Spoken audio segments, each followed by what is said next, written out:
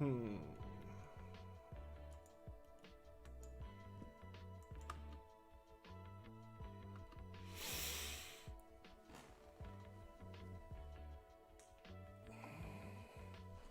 are you guys all doing today? Hopefully well.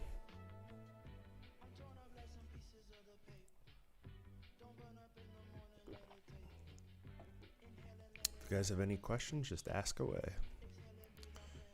Let me know how audio is this time. I was trying to use a different mic, but it was getting a lot of like room echo. So had to switch it up to the closer mic. Hopefully it makes things a little bit better though. So the idea here, let me show you the end result that I got going on. So it starts off, it uses this text, and let's go to the end here. And I'm kind of making this like little block thing. Oops, let me zoom in for you see. It's like these little blocks. And they're going to like, kind of like, I don't know, move around as they come on. But good, no echo. All right, this is probably going to be the go-to until I have an alternate. I was thinking of like wearing a lav mic so I don't have to deal with this mic right in front of me, but I don't know, we'll see. I just know last week when I was looking at the replay, this room has like crazy echo, so yeah, it was like no good. Even if I wanted to use the clips, because people were asking a ton of questions last week. But one thing, now that I'm coming back to this project, I do not like these dancing things here.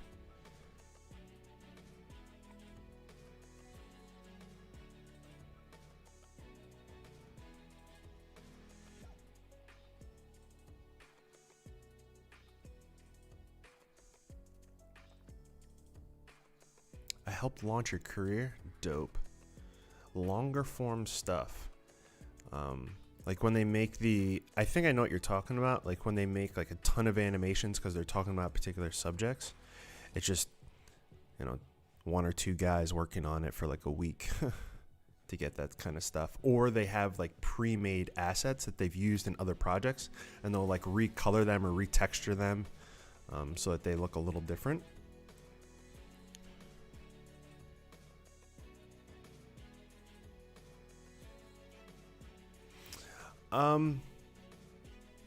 I might do like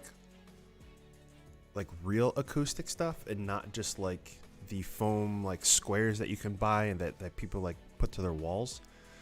But I just kind of recently moved all of my equipment from the other location to here, and as you can tell, this whole room is empty, so I just haven't gotten to it yet.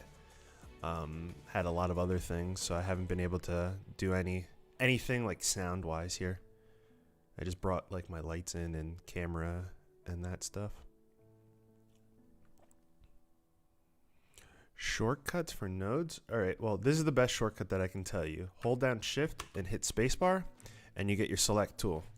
And from here you can do just about anything. So let's say I was working on this and I want to go from this to something else, right? So I could do like transform and get a transform node, and then I can do like I could have that go into a brightness contrast. That's probably like the best thing. And then when you come into here, you'll see like these little things in the parentheses. You can type that in to get that to come up faster. But that's kind of like the only node thing that I can think of that I use here. The only other thing is like if you're making these little guys, if your node tree is like crazy, you just hold Alt and you can drag and you can make those, and then you can branch off of these, which is pretty cool. Hello everyone.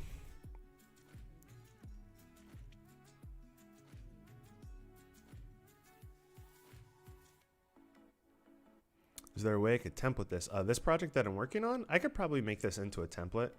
I was actually So this is what I do when I'm not well, I haven't made a freaking YouTube video in forever, but in the process, before I actually come up with a YouTube video, I like to come up with an idea and make it look half decent before I actually make a YouTube video on it. And so yeah, this is the idea that I'm working on, but I just haven't finished the idea yet, and so I'm not entirely sure if it's actually going to become something, but I'm feeling fairly confident that it will.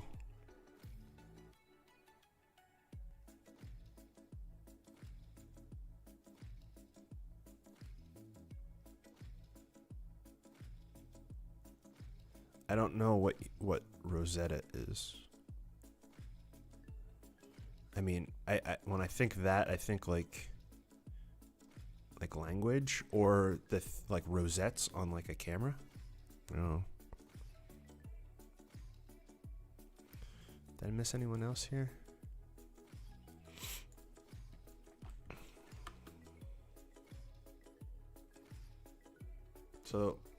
So far, so before I added in the I'll just show you guys. I'll remove that.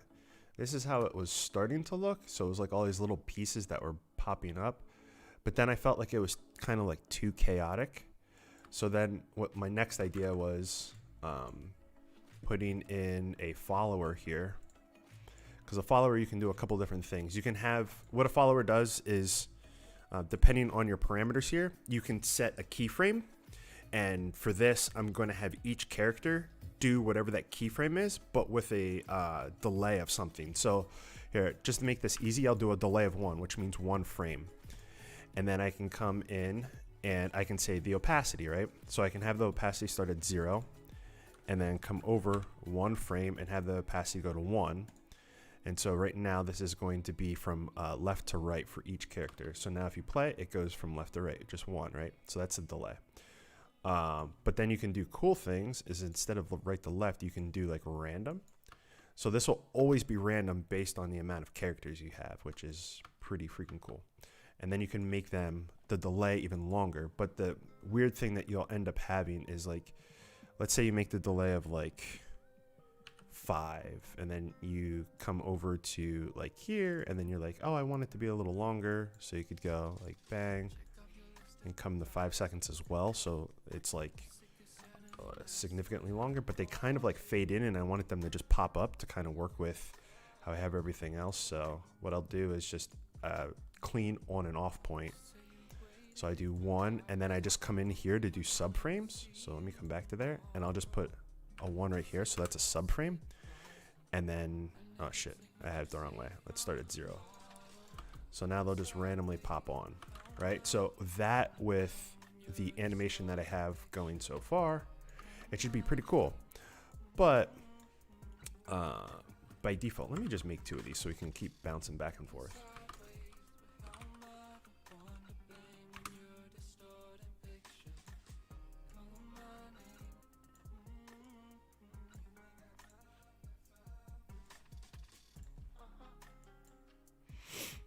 Okay, lots of questions. Let's see here.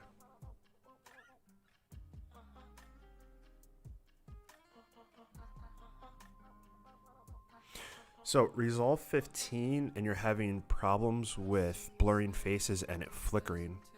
I guess my question would be, are you blurring in Fusion, or are you blurring with a OpenFX? Because if you come over here in OpenFX, you have all these different blurs. The only thing I can think of why you would be getting that is if you're in Fusion and your Fusion cache is old. It's like out of date. So you would have to just come over and clear your Fusion cache, and then it should resolve that when you go to render, because it won't be looking at the cache. But if you're using the Fusion, or excuse me, the Resolve effects, these guys, because you can use these as well, it shouldn't be an issue. One other thing here, hold on, let me grab some footage here, and I'll show you an even better way to blur faces. It's obviously not going to be a face, but whatever, you'll get the point. So I go over onto the color page. Actually, you know what? I need a face for this to make this actually look right. Let's see. Whoops.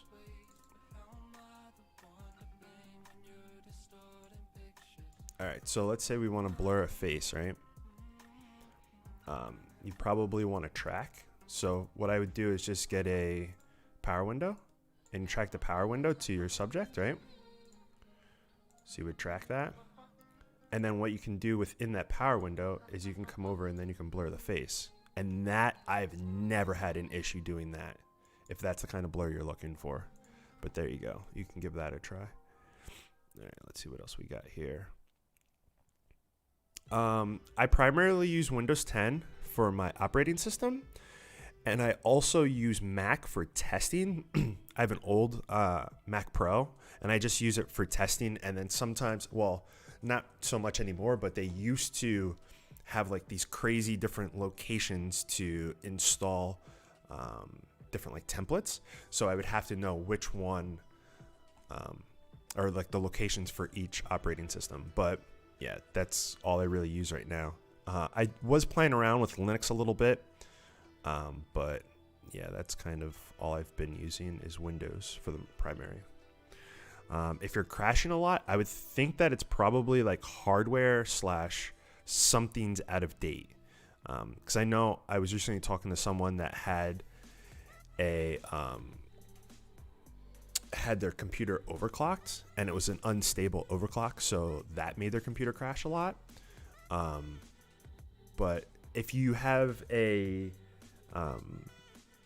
NVIDIA card, they also have, I think they started it with the 10 series and they have it for the rest of the other cards, but they have creative drivers, or they refer to them as studio drivers, and those are specialty for like creative programs.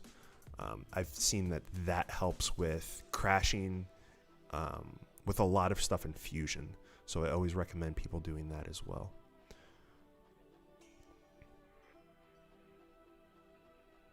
Stopping by to say thanks for the videos. You're certainly welcome. I hope I can start producing more frequently.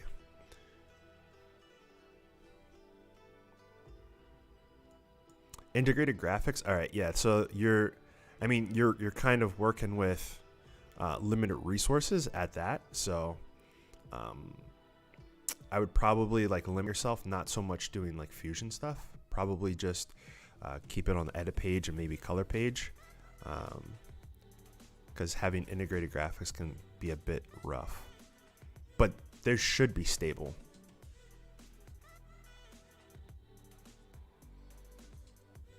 Health wise, oh geez, so I've been looking at like sit stand desks, but I worked with one for a little while, but I can stand for like all of like 3 hours, you know, and then I'm like, yo, screw this, I'm sitting back down. I just say, you know, you gotta, well, for me mainly, you just have to be active on the weekends. You just subscribed, right on. Hopefully you enjoy it. Content. Yeah, you can do a lot of things with subframes. It's actually really cool. So like the whole particle system, you can get it to calculate in subframe areas. I have some stuff that does the subframe stuff. The only issue when you're using, at least like particles and you're using subframes, is that it has to calculate for each of those subframes as well. So it gets kind of intense when it comes to workload on your system. You could have like a whole particle system and then you add like 3 subframes, and then all of a sudden, you know, you have like 3 times the render time.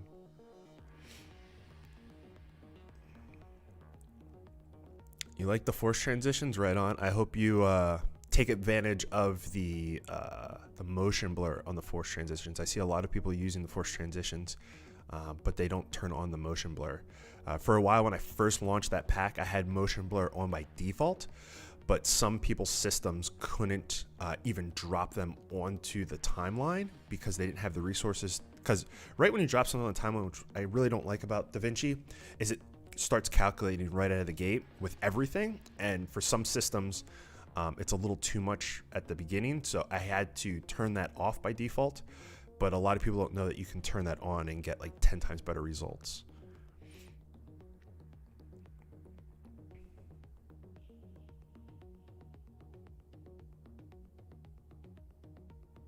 It's above your head.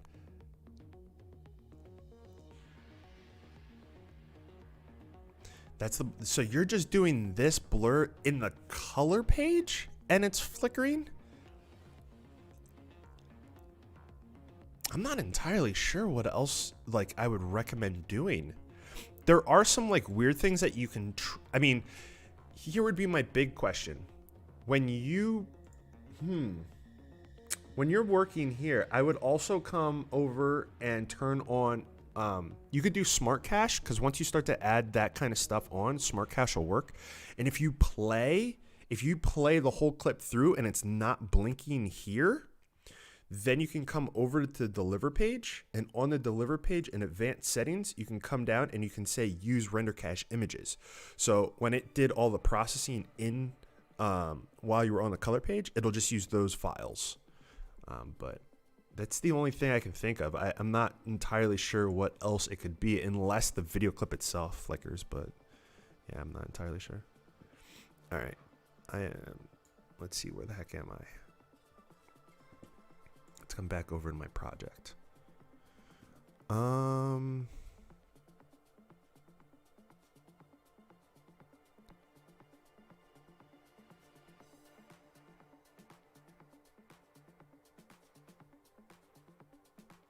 The painting effect. I'm not entirely sure what you mean by that. I have a couple of different things that use like the paint tool, or like I mean, one of the last big videos I did was like the blob, where it like painted on the text. I'm not entirely sure which thing you're looking to use, but there is like a paint tool, so you could come into like, there is like the paint tool. I'm not sure if that's what you mean. And the cool thing with using this paint tool is if you have like a Wacom tablet and then like a pen, you can use the pressure sensitivity for the size of the marker or paint tool or whatever, or brush. I think that's the best way to put it.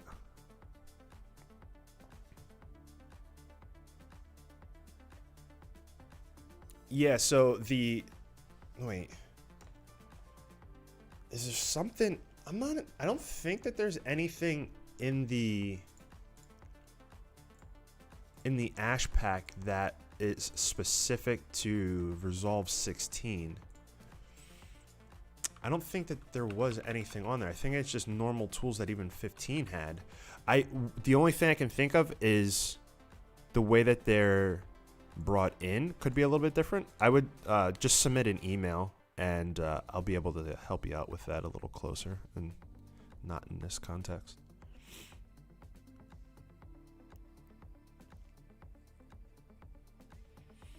Man, every time. Last time I streamed, people were asking about the audio stuff in Fusion. So if you really search for that online, you will get a couple of like plugins. I don't really like to like recommend that, something that isn't built in DaVinci, but right now there's nothing in it. You would have to run like some third-party scripts to get that to work correctly with the audio stuff in Fusion.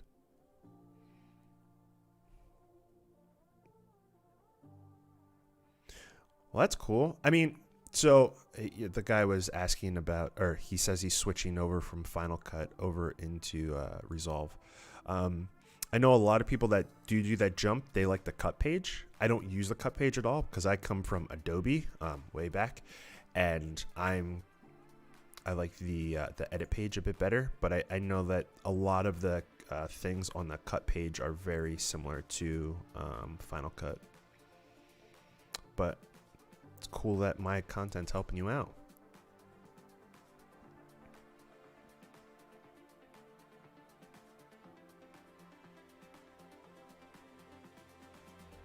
So you want to import an image backward. I don't entirely know what you mean, Shadow. You want to import an image size. So you can go into like any of these things. So if I pull up a background, if you come over here, you can change the resolution if that's what you're looking to do. By default, what it's going to pull is it's going to pull the timeline resolution. So whatever the timeline is that this is sitting on the edit page, it's going to be pulling that as the resolution. But you can write in any resolution here. Hopefully that's what you mean, because then you're coming over here and then you're making a gradient, right? I believe. Yeah, I turn on motion blur each time, said. Yeah, that's nice. The results are so much better when you turn on that motion blur. It does add a little bit of rendering time depending on the quality that you pick. So what's the benefit of subframes? All right, so it's so that you don't have to have something happen in the duration of one frame. You can have multiple actions happen between frames. It's really good for like doing different calculations. I used to have like a perfect example. So let's say you have a particle system, right? And what it does is you say like how many particles it's going to spit out for each frame. And what it will do is say, let's say you do 100 particles. In that 100, or in between the two frames, it's at one shot, it's going to spit out all 100 particles. So if you have, let's say, wind blowing those particles, you're just going to get these blobs of 100 particles, right? But if you use subframes, what it'll do is it'll take whatever that the difference is between those two, and let's say you have 5, right? So, or 4 to make it easier. Let's say you have 4 subframes. So each subframe, it's going to divide whatever that is. So we have 100, so 25 each time it's going to spit out. So when you're looking at it being blown, it kind of fills in the gaps a little bit. When you start to get like different forces on like particles, having it dispersed, depending on the look you're going for, is beneficial to use the subframes.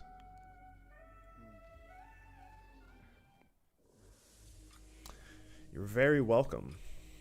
I think what I'm going to do shortly is, now that I'm like all set up and everything's going, I want to do the live streams a little more frequently, like I said in my last live stream.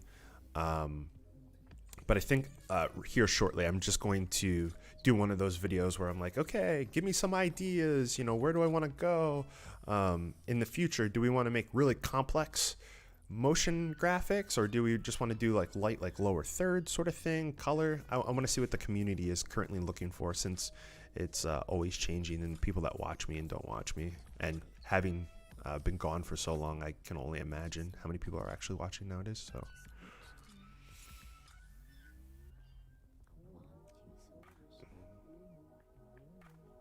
you made a live stream. It's okay, it's only the second one, so still getting in the swing of things myself.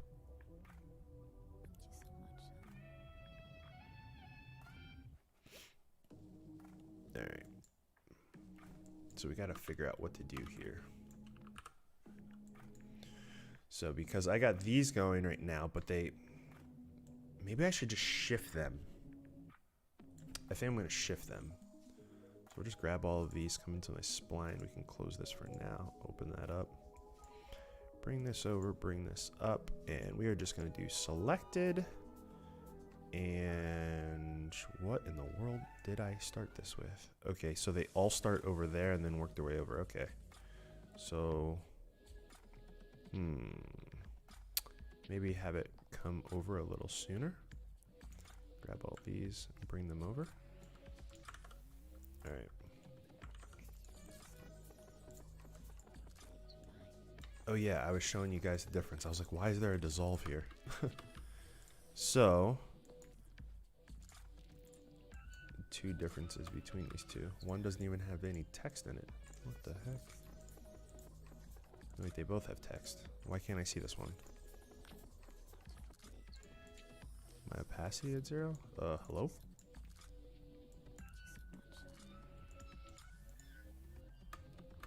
What in the world?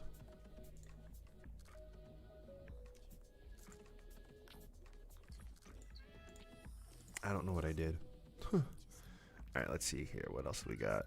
Hey Jay, today is sporting H64 final video. It's missing some frames. I got GPU 4. I haven't seen the GPU full air in some time. I don't know which version of Resolve you're using. Always try to recommend people to use the newest one. Yeah, I haven't seen that. It was like, it was a big thing was always like with drivers. And then, yeah, I personally haven't seen it in a long time.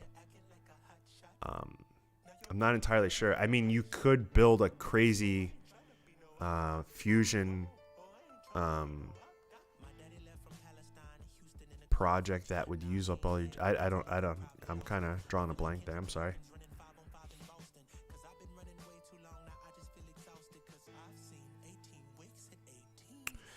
Paintbrush effect. I'm not entirely sure. Paintbrush effect. Like you're wiping something on? I mean, I did, let me go into my videos. Because I did one where it was like paint splatters over stuff. I don't even know what the heck that was called.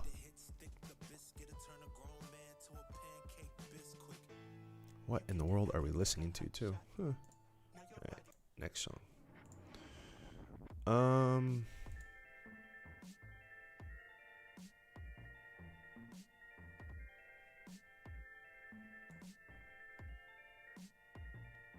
I thought I did a video on using, like, brush strokes.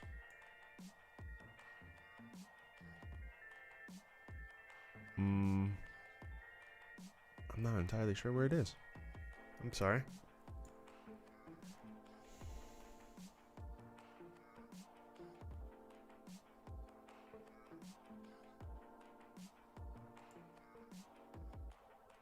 What's my monitors? I have ProArt monitors. I need to get new ones, to be honest with you. But I just have, like, I don't even know what these are called. I just know that they're ProArts. I have no idea on the model number. I'm sorry.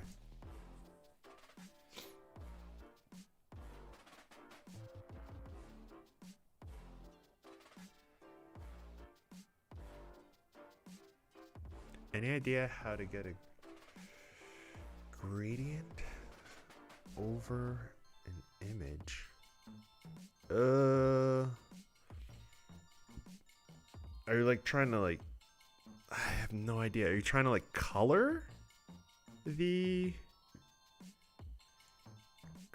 whole canvas? I mean, you could... I'm not in...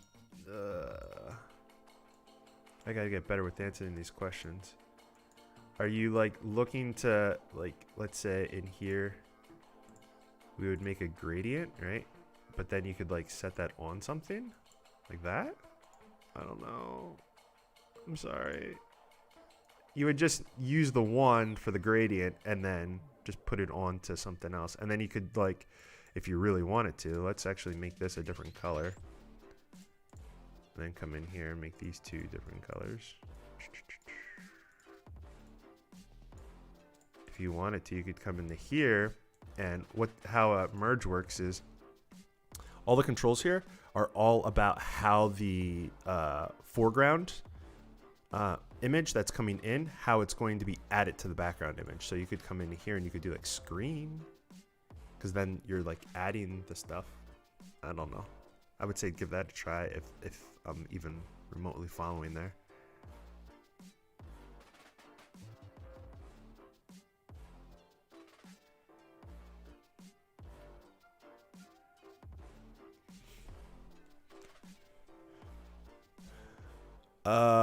That's an extremely big resolution.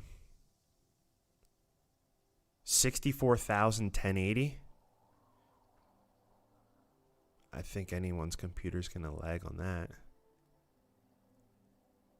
That's a really big... Oh. It's a 3900X, 64 gigs of RAM, and I'm guessing a GTX 1080? Shit. I think that's what that means.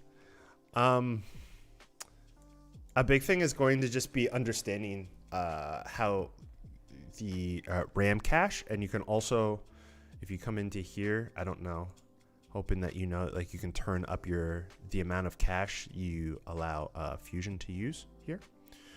That, and then what it's going to do is it's going to cache each node. So if you have like 30 nodes, it's going to take longer than if you have 2 nodes. And it's going to take up more resources down here. And then every once in a while, if you do like a lot of changes, I just come down here, right click, purge cache, and then just have it restart from scratch. Obviously it'd take a little while to do all the math for everything. But after that, it should be fine for at least little changes here and there.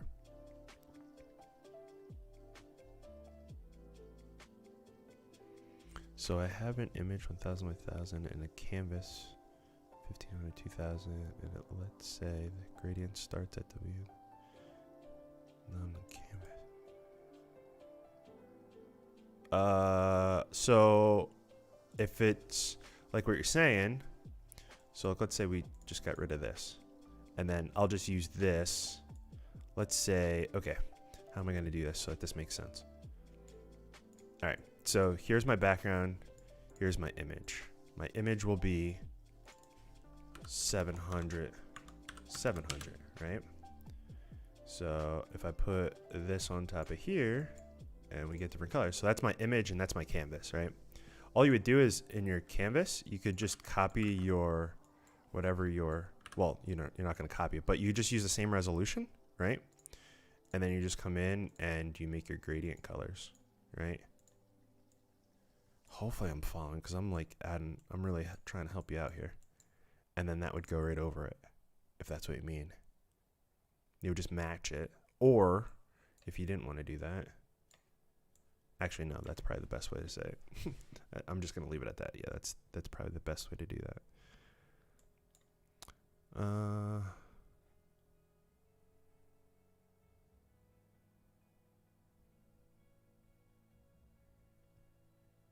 How fast do you think intermediate can work on a 1.5?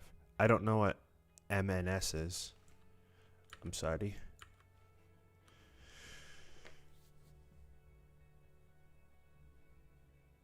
A 1.5 minute commercial, maybe? Doing just graphic. It would really depend on like how complex these graphics are. Do you have like characters running around and you have to like animate each character, or do you have like, yeah, that would really depend on. Oh yeah, I did this like way out there. I gotta move these.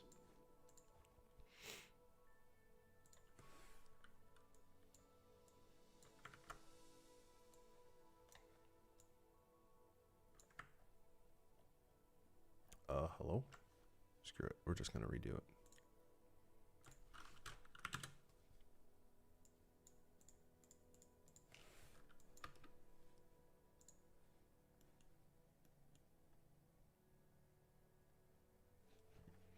All right, where are we at here? I am going so slow through these questions. I do apologize. And I feel like I lost my music. Oh no, I didn't. I just need different music. Why can't I skip this? Is it the lost song? Okay, we're gonna go to something else.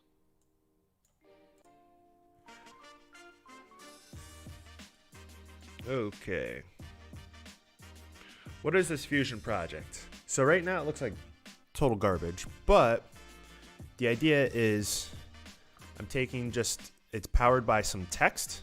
It could be powered by anything. You can make an animated text, right? So right now my animation is just the text using a modifier, the follower modifier, so that it comes on random letters. And I'm going to be adjusting this, but I pretty much have these masks that are zipping around, revealing little areas. And it's just supposed to look like these little blocks are coming on, and then, you know, building out the word or whatever you want to put in there. But yeah, still working on it though. It looks like trash right now. Hopefully I can turn this into a YouTube video. But it seems like when I come on and stream, I spend more time just chatting with you guys, which is perfectly fine with me. But yeah. All right, I think everything's going good right now. Still streaming, still online, so that's a plus. All right, All right, let's see. Other questions. I have a laptop. How do I get a separate monitor so I can see a preview better? It depends on which. All right, so if you have just a laptop, my question would be, do you have Studio? DaVinci Resolve Studio, because if you do, you can use what is referred to as video clean feed, which allows you to see your project on multiple screens.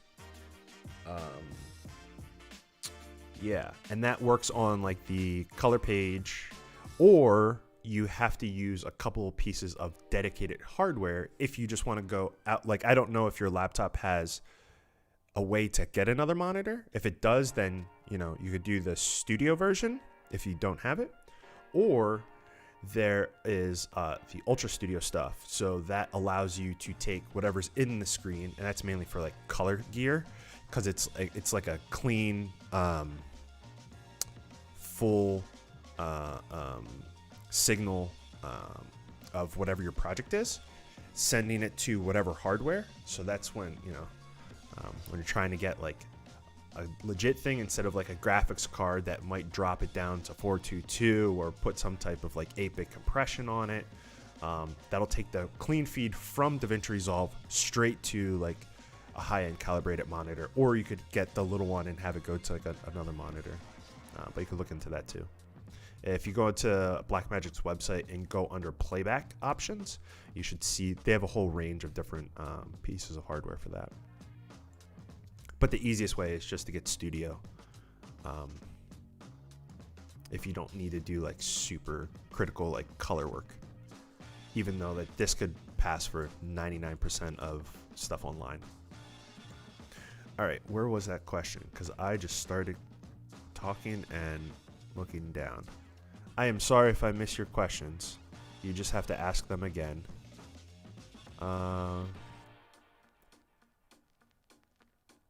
Why doesn't everyone recommend curved monitors for editing? Honestly, I viewed curved monitors as kind of like a fad. Just like when there was 3D screens. I didn't really, unless you needed like that crazy wide screen, I just do normal monitors, and I just have multiple of them. I don't know why people don't actually. Maybe a lot of people just don't use them. I know like anything that is like calibrated with like more expensive hardware and not just like the little pucks that you plug in through USB. Most of those monitors are just flat. I don't think I've ever seen a curved like preview monitor before.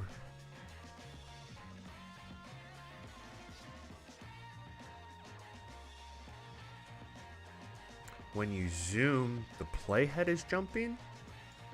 Like on the edit page? You should be able to zoom in without it jumping around. I'm not entirely sure what you mean. Like, I can zoom in and it's no issue. Like, I can zoom in, and unless you mean you're trying to zoom in here, but it's going in over there. Is that what you mean?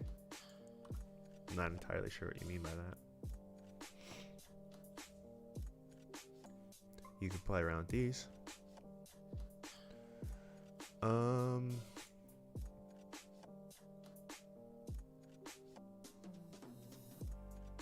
Is there a way to stop the Alright. Hey, bro. Wild, you're very welcome. And like I've been saying, hopefully I can do more of these more frequently. Streams and videos. Stick around for a video that I'm going to be posting soon. I'm going to ask people what kind of content they want to see going into the end of the year. Well, I guess we're kind of in the end in 2 more months, but over the next 2 months.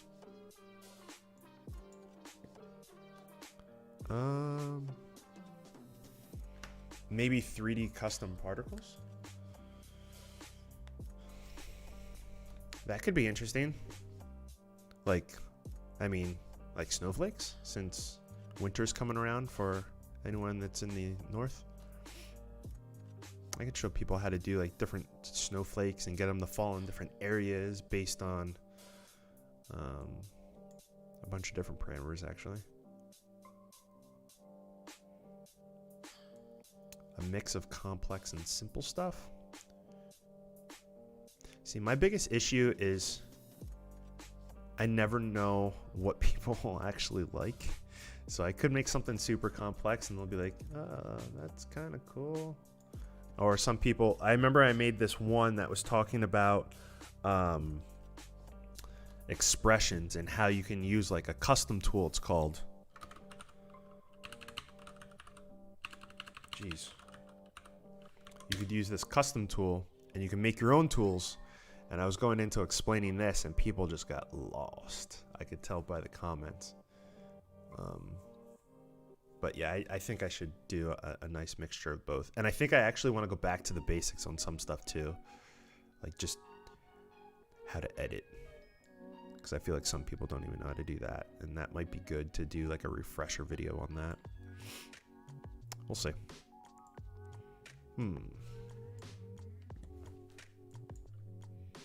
Alright, I gotta do something in here quick.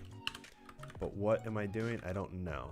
What I think I want to do is take these, and this is going way too fast now that I'm realizing it.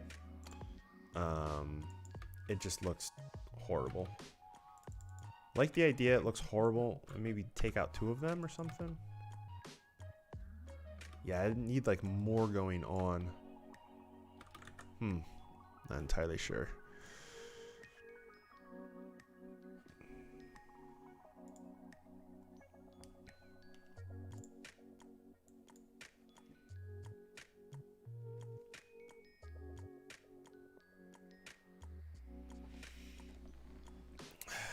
Yeah, we'll start doing more Fusion stuff. I have a laptop, separate monitor, pretty better. I do not have a Discord server.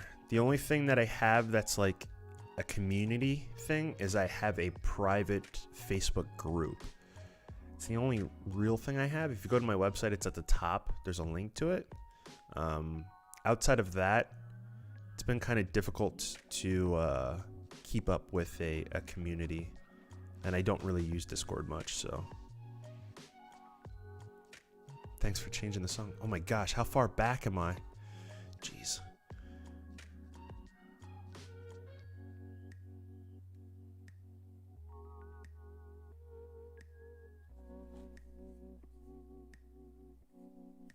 So I'm guessing you're recommending doing stuff with like multi-cameras because you're talking about different camera angles.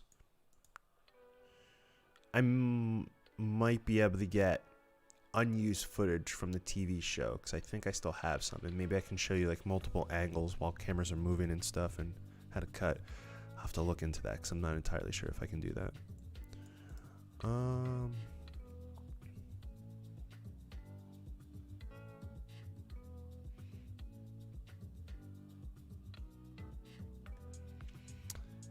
You're trying to learn Fusion?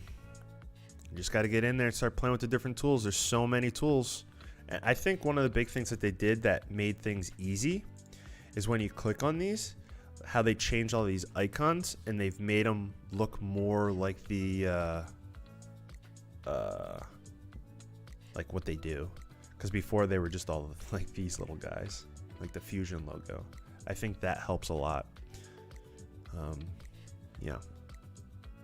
And last week, someone was asking about like working with projects with like multiple passes and stuff like that. I think I want to show people how that works as well, because that's actually what Fusion was made to do.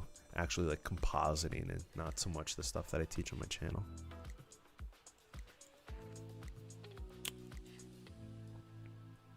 I'm not sure how I like this whole scrolling on the YouTube chat thing.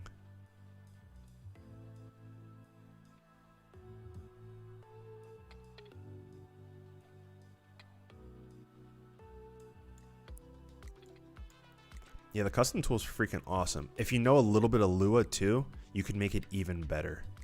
Like I have, could I put that in this project? I don't see why I couldn't. What the heck is it in? No, it's not those. It is.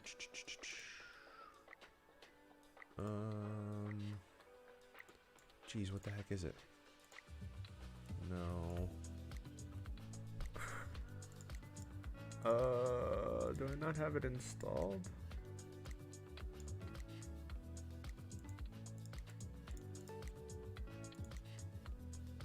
I guess I haven't put it back on this computer. Here we go. So like these, I don't know if you've ever seen these before, but let me grab an image quick. Or actually, you know what? I can just drag in a video clip. These have a lot of custom tool stuff in them. Because, so you can see like the reflections there. If I click on here, then I can come into like the reflections control. And there's multiple types of like reflections and stuff like that that you can put on that. And then because how it moves around like that, there's also like the camera stuff. So you can move this camera around, how it moves in 3D space, and all of the objects are affected by it. So there's a lot of stuff with the custom tool that you can really make things look cool with.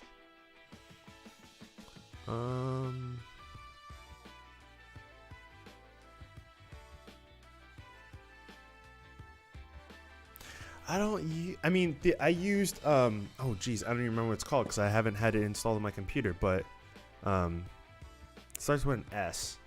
It was like it's kind of like Discord, it just doesn't have audio, but I can't think of what it's called. And it's like a hashtag for the logo. That's kind of the only thing I used to use with clients. I can't even think what it's called though.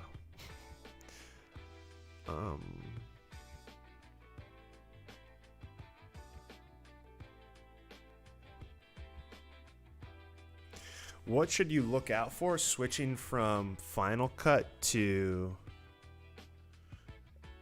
DaVinci? I don't know. I'm not that versed in I know a lot of DaVinci Resolve moves, like when you're moving around, it's more like Adobe, at least on the edit page, or like Avid. It's not so like I just remember playing around with Final Cut and how everything always felt like magnetic and it would bounce apart and it would stretch together. It drove me nuts because I couldn't just put things at random spots. They had to be like connecting in some way. Maybe I just didn't know what the heck I was doing, which was probably the factor because most of the time I don't. But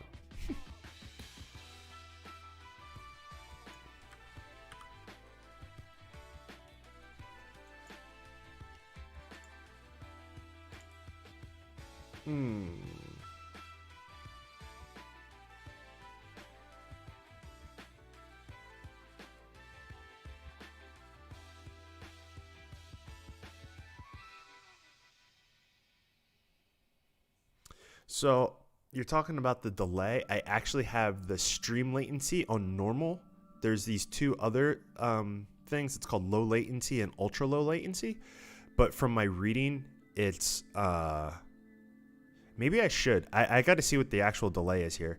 But it was saying that those two, like the quality is less. So I was like, I didn't think I would be interacting with the community this much. So I was like, I'm going to go for the best quality I can get. Slack, that's it. Yeah, that's what I was always using. I was always using Slack. Just because it integrated with so many other tools that I had to use to get files back and forth, or to get, them to actually look at a version that I rendered out and make sure it was good.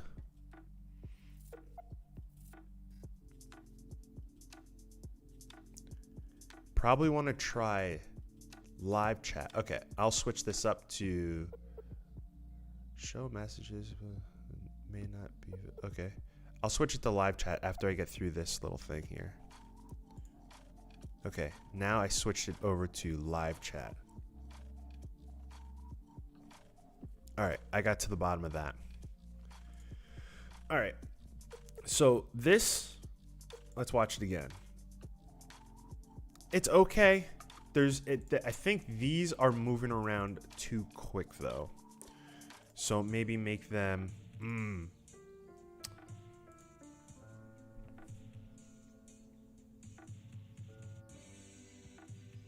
How do I want to do that? Because they're zipping around too fast. So if I just watch them, they're zipping around way too fast. But how do I not want that? Because the other thing that I don't want is I don't want them to slip around. So like if I just watch this, now it's going to be like slipping around, right? So I kind of don't want that either.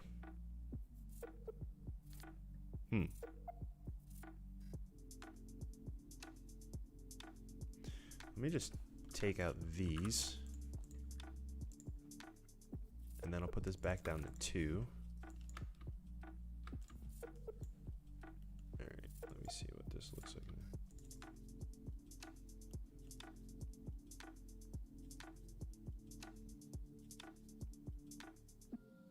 That might work, but I think it's a little too slow in how the overall animation comes up. The other thing I could do too is I could keep one on one side and the other one on the other side so that they don't overlap that much in the middle. All right. Ah, see now we're figuring this out. Let me hold on a second. All right. So here we go. I'm gonna get my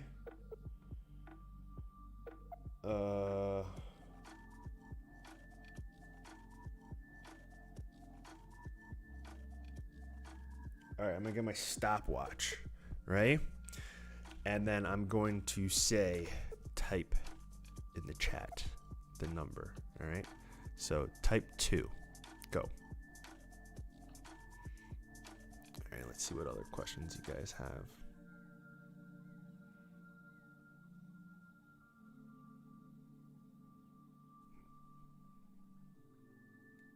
Oh gosh, this is taking forever for you guys to get back to me.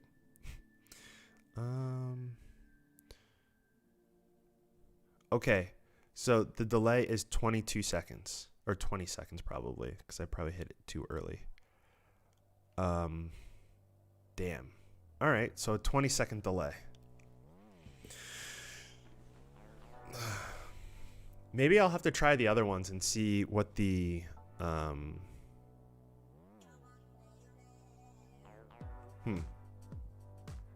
I'll have to look into the other latencies and see how long they typically take.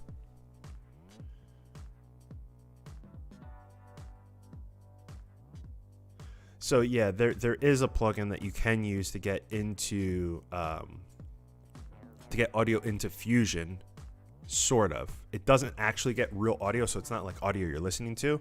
It just gets the audio data into Fusion, so then you can manipulate a parameter.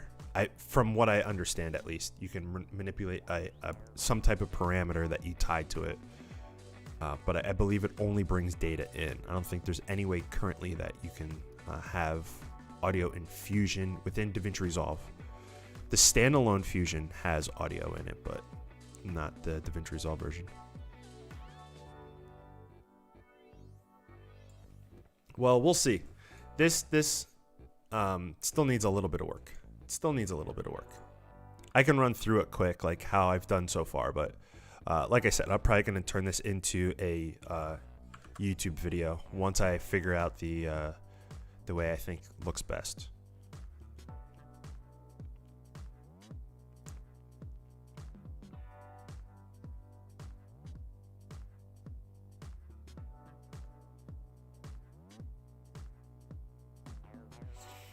I'm not entirely sure every font that DaVinci Resolve and Fusion supports. That's probably something I would have to look in the manual or something.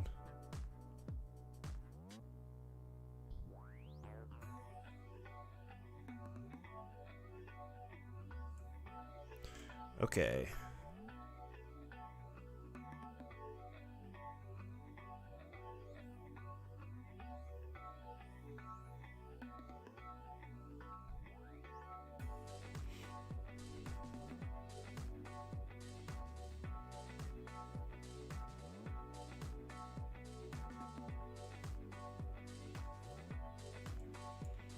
Oh, so there's a problem with ultra low. Yeah, I have no idea. Huh.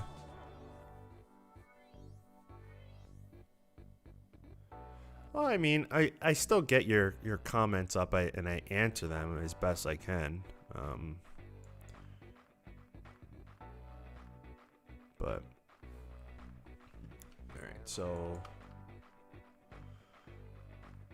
let me try. I'm going to just copy and paste this, and we're going to come over here, and we're going to change the min and maxes so that this one is going to go from 0. All right, what do I have keyframes here for? Oh, it's just so it's centered. All right, we're going to remove those keyframes. So this is going to go from 0 to 0.5. Make another one that goes from 0.5 to 1. Okay, we'll connect those up. I'll just change the seed quick. We'll bring this over. I have this one because this one will fill up the whole screen. So that's why I have that one there. All right, so now let's see if this looks any better.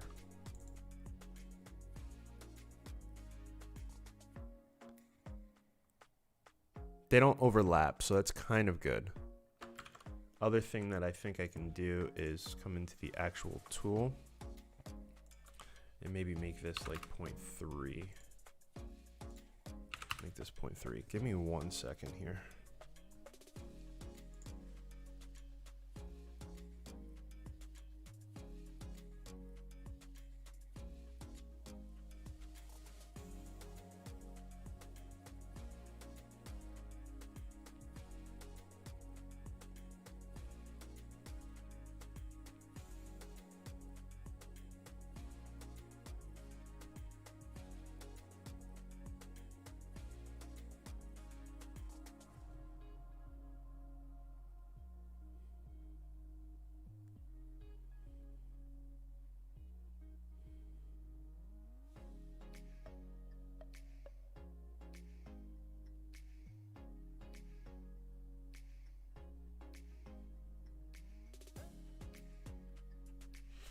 All right. Sorry about that. Got people calling me.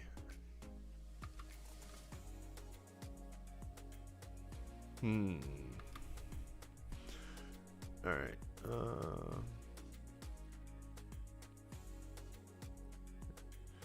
So my theory so far, what I'm thinking with the live streams is that, and I said this in the last one, I'm just going to just stream them.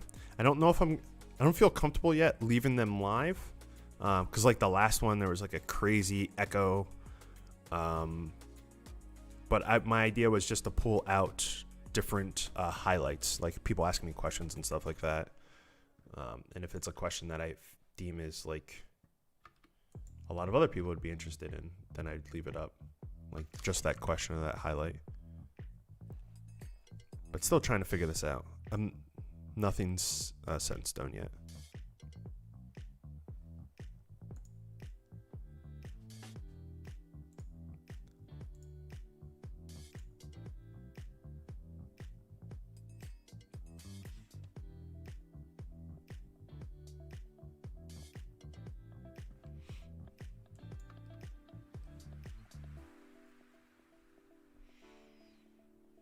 People complaining if it's more than 5 seconds. Well, I'm sorry. I struggle with just keeping up with people and what they're saying, so I at least get back to people. Well, so far I'm kind of keeping up with people, but all right, what else can I do here to make this seem a little bit better? Not entirely sure.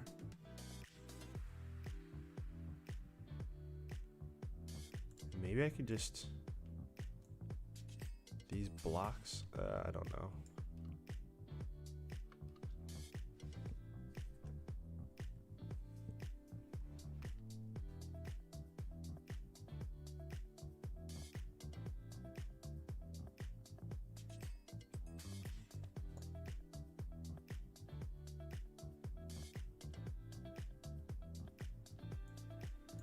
A lot of people said I should just stream on YouTube though.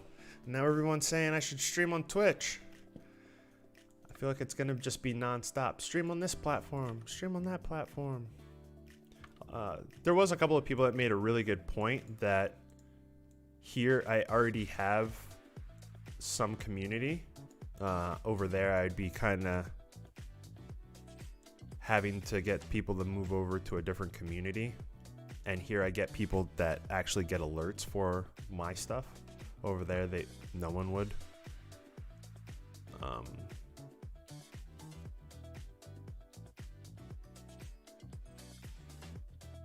Curious if there's anything else I would want to do to this.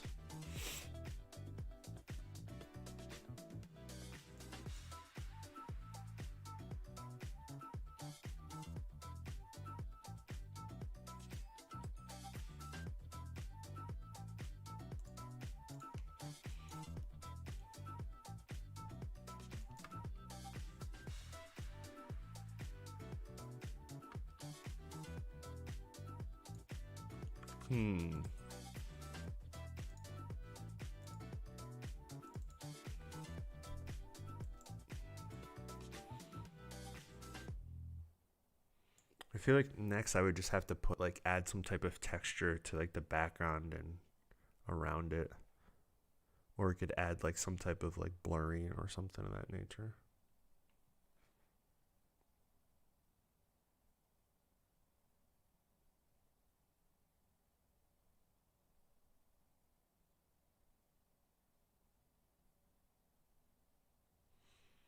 You can stream to both of them. You either have enough bandwidth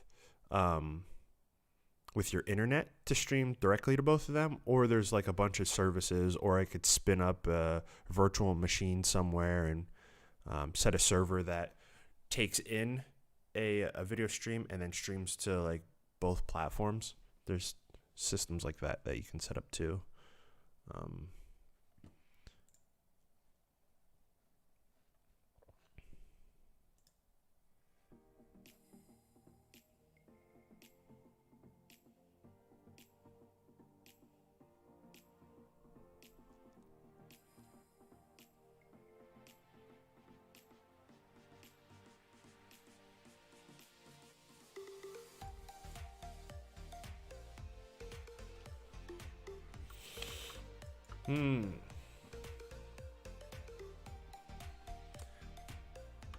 So if I did all of this, is there something else?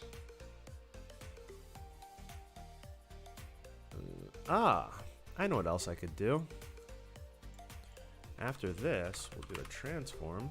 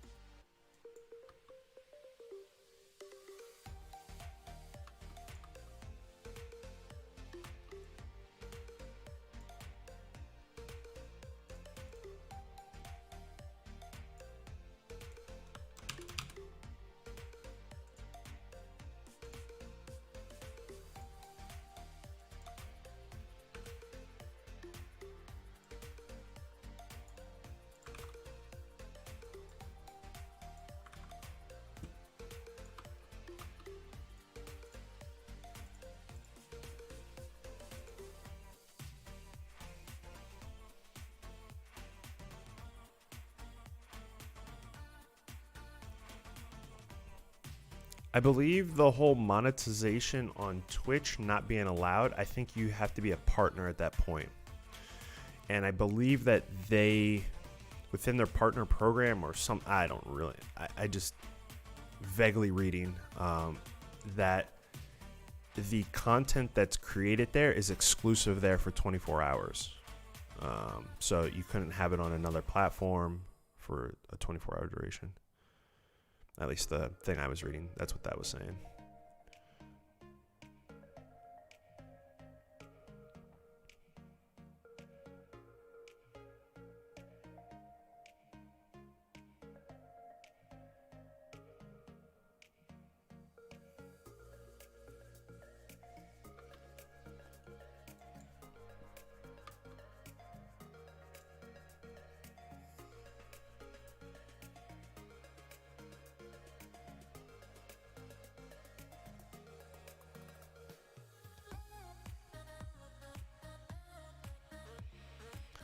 So the storing of your content and its performance, yes, it would. If you have it like on a really old hard drive and you're running, you have like a 4K clip that's really high like data rates, and you're bouncing, you have a lot of cuts and it's bouncing back between files, then you could see something.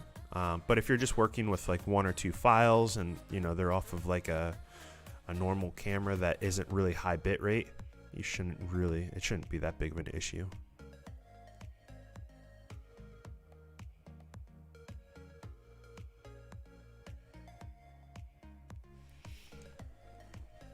It's 10:30 p.m. in South Africa. Oh boy.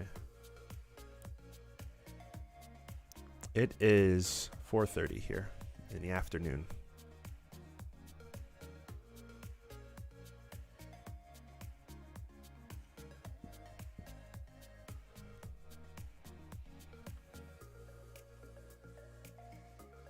Okay, that is like really intense once it's like full screen.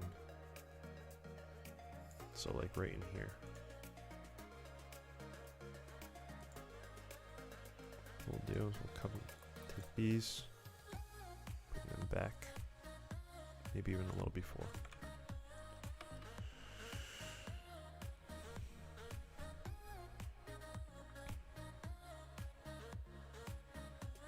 See, that's what I'm missing. Shadow, that's what I'm missing. I gotta figure out something to do.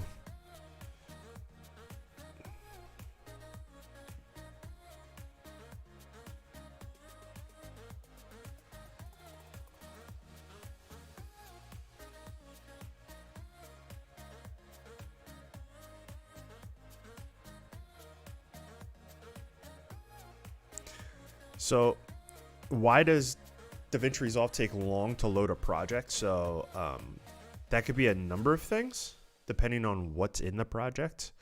Trying to find all of those files and making sure that they're there in their full entirety. The other thing too could be depending on how big your databases are.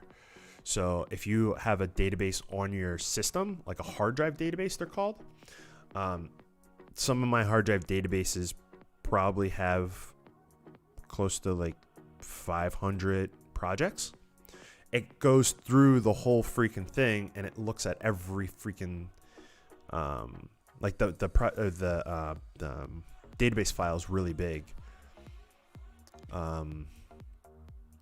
So that could be another reason why, or it's just whatever. If you have like an external hard drive and it's a slow external hard drive, it could be going slow because of that.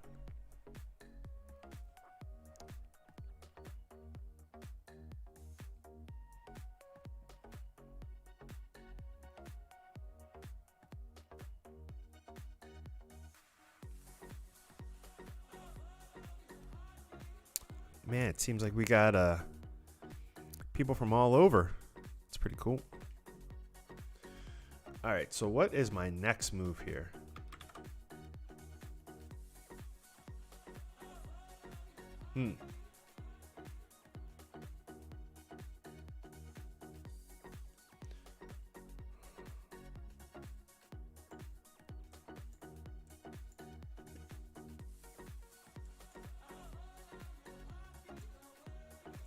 It's like a random chunk of it just starts to flicker or something. So I'll be like, actually invert it. What? Solid? Wait, what in the world am I doing here? Charlotte?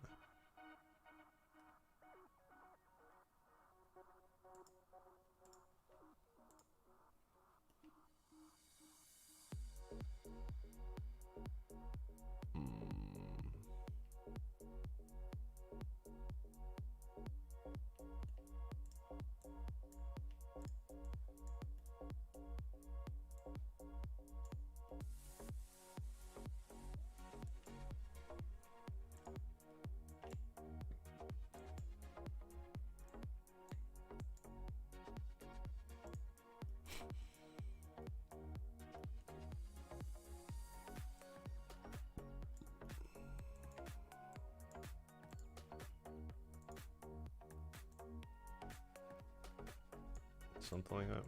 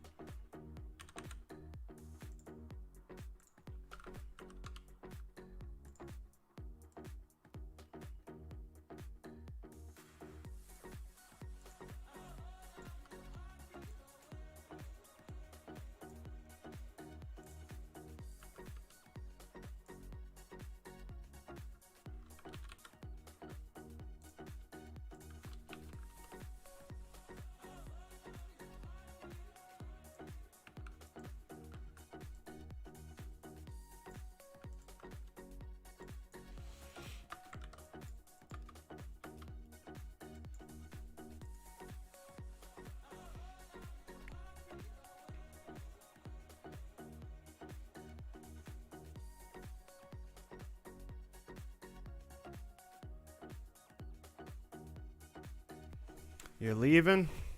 Have a good night, Elite.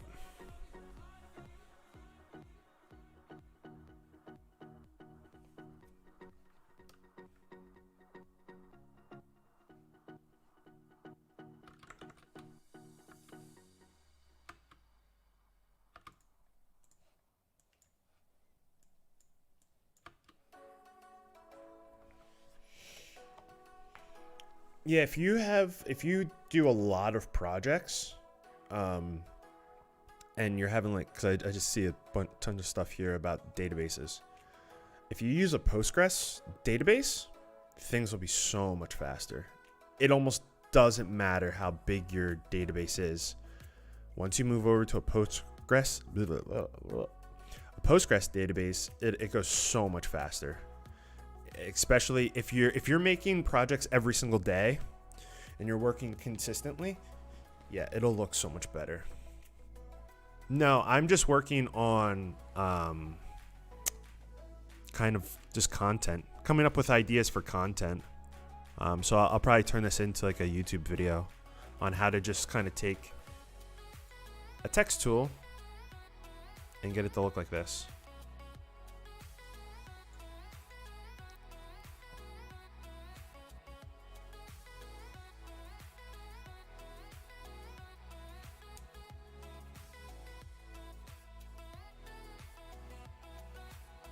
Yeah, now it's actually cached, so it's playing a bit quicker. Before it wasn't, it was processing it.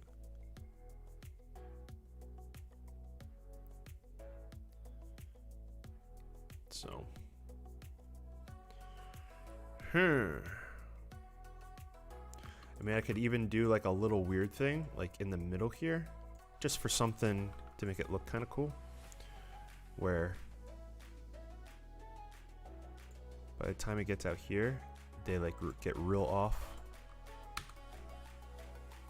and then it quickly comes back. Oh gosh, I don't even remember what that number was. There we go. What the heck? It's just 502. Yeah. All right.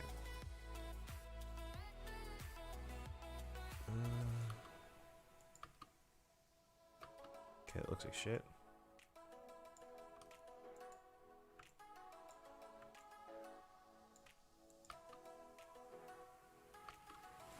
Maybe they're splitting up too much.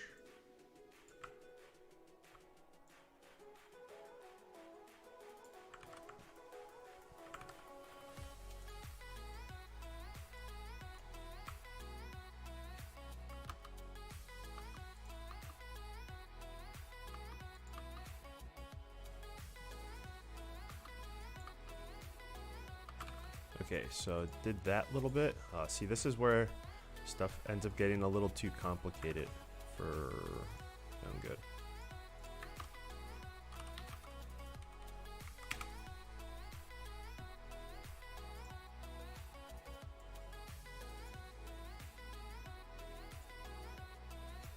All right, now where was this all happening? Right here. So like right here. We'll go down to 0. Oh no, did I just crash? I think I just crashed. It happens to me too. Yep, I just crashed.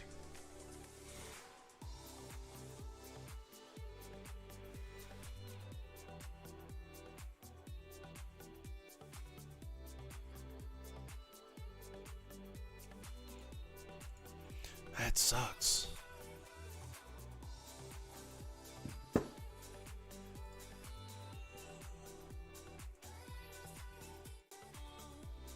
All right, well, I gotta restart, and hopefully I had a good enough save.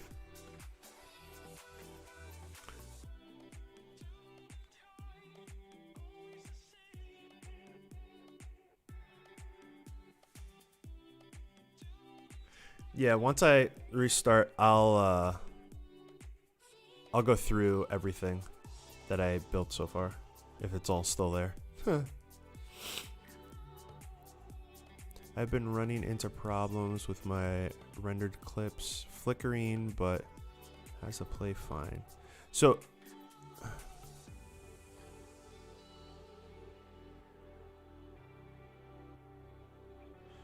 if it's playing fine in the project, what you can do is you can, I talked about it earlier, is you can, if you have it cached, you can use the what the heck is that called? You can use the render cache to render the full project from. Once DaVinci Resolve starts back up, I'll show you here.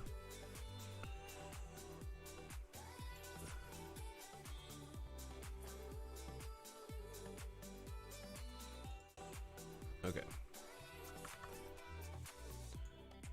I don't know where it stopped. It looks like I still have all this. I just don't have the blur, so I'll do a lighter weight blur instead of that, but I'll show you the thing I was talking about. So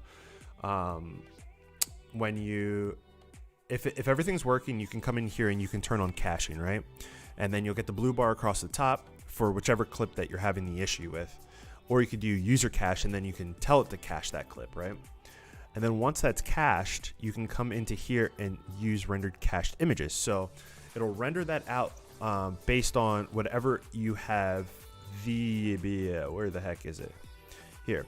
So whatever your render cache is, you want to have this as a high quality, nothing low, because if you have it low and then you have this to like half resolution or whatever, obviously it's then going to use those clips and it's not going to work. But you can then use that and it should get you by without too much of an issue if you can't render out anything. The other thing you could do is you can take that one little piece, you could just render just that clip. So you could, you know, pick, say like this, or here, you would click up here, that's where it is. You could click on the clip and say render this clip, and it'll pick the in and out points for whichever your problem one is. And then you could go through the settings and, you know, change it. I don't know why your project is having issues, but you could then render that out. And then once you have that rendered out file, you can then put that on your timeline and disable the one that's currently on your timeline that's giving you an issue. You can do that as like a roundabout way to get the project done without having to be a big issue. All right, let's go back into Fusion.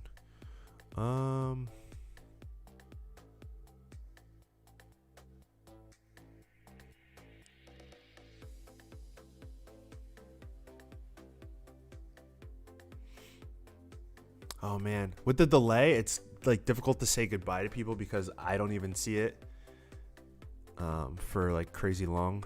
So people are probably gone by now. All right.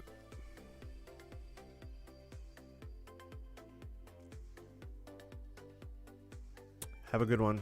Thanks for coming by. Sorry for anyone I missed.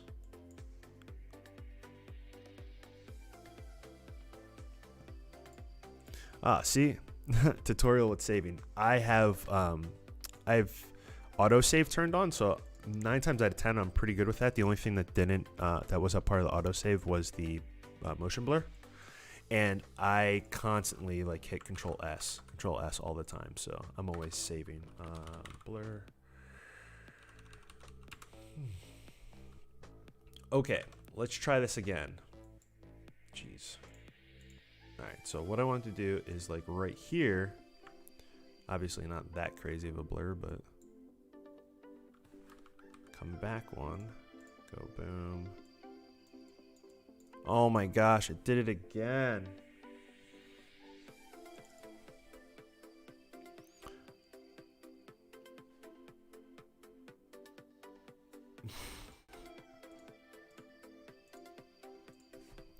I thought I could. That's so lame.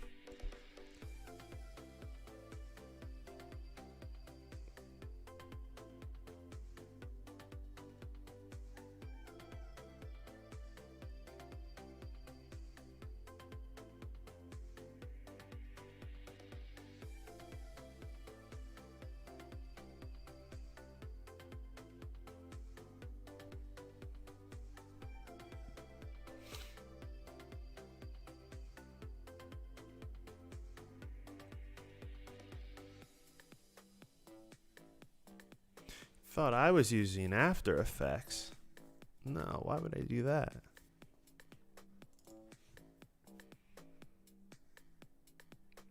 I don't even think I was close to that amount of RAM. I think I had like maybe 3. It must be something with those particular blurs. I'm not entirely sure why I was doing that. But now the blur is in here. But we're going to get rid of that. The other thing I'm going to do is... oh shit, that's not what I wanted. Let's just get a normal blur. Because the OFX blurs are not working right now. And I don't know why. Alright. Let's try this again. Third time's a charm, right?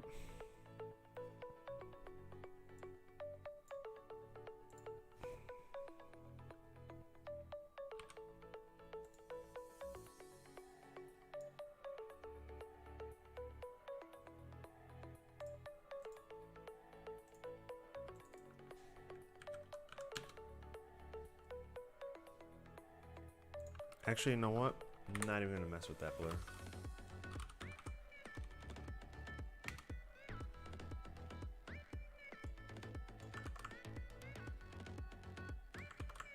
This actually might look cooler. Alright, so where are we at here?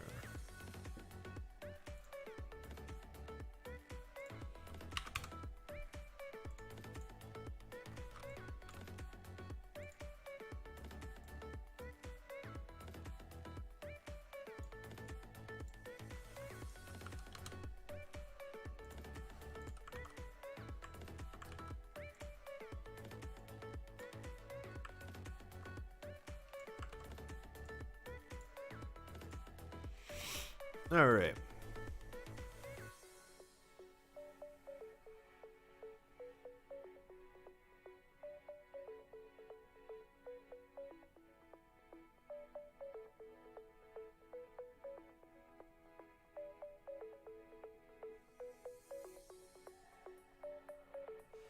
So I'm not actually doing, Patrick, I'm not doing cutting and pasting. I'm actually using a modifier. Once this caches, I'll show you the modifier that I'm using.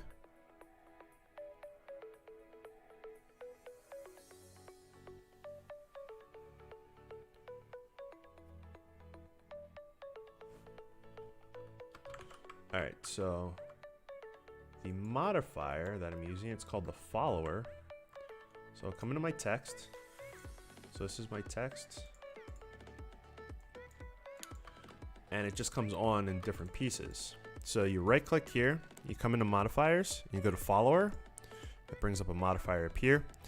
And I have mine on a delay of 5. This is outside of the random that's here. I use random because it's normally left to right. And then all I did is I changed the opacity. That's the only keyframe I have, and it's right here at the beginning. And then it brings on random letters. And it's always different, so. Well, depending on how many letters you have, it'll be different.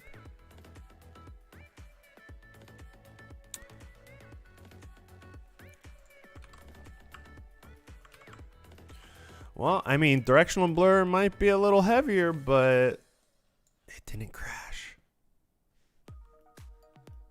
So I'm with it.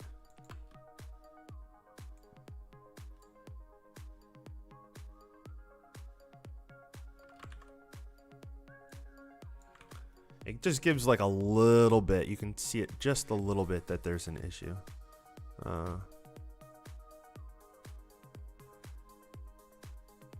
I don't know when it would support MKV.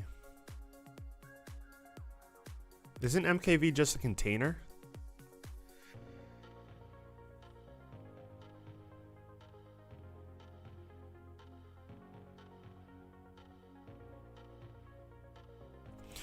But I can kind of go through the whole little project I have here. So up here, this is how it starts. So it's just a background, right?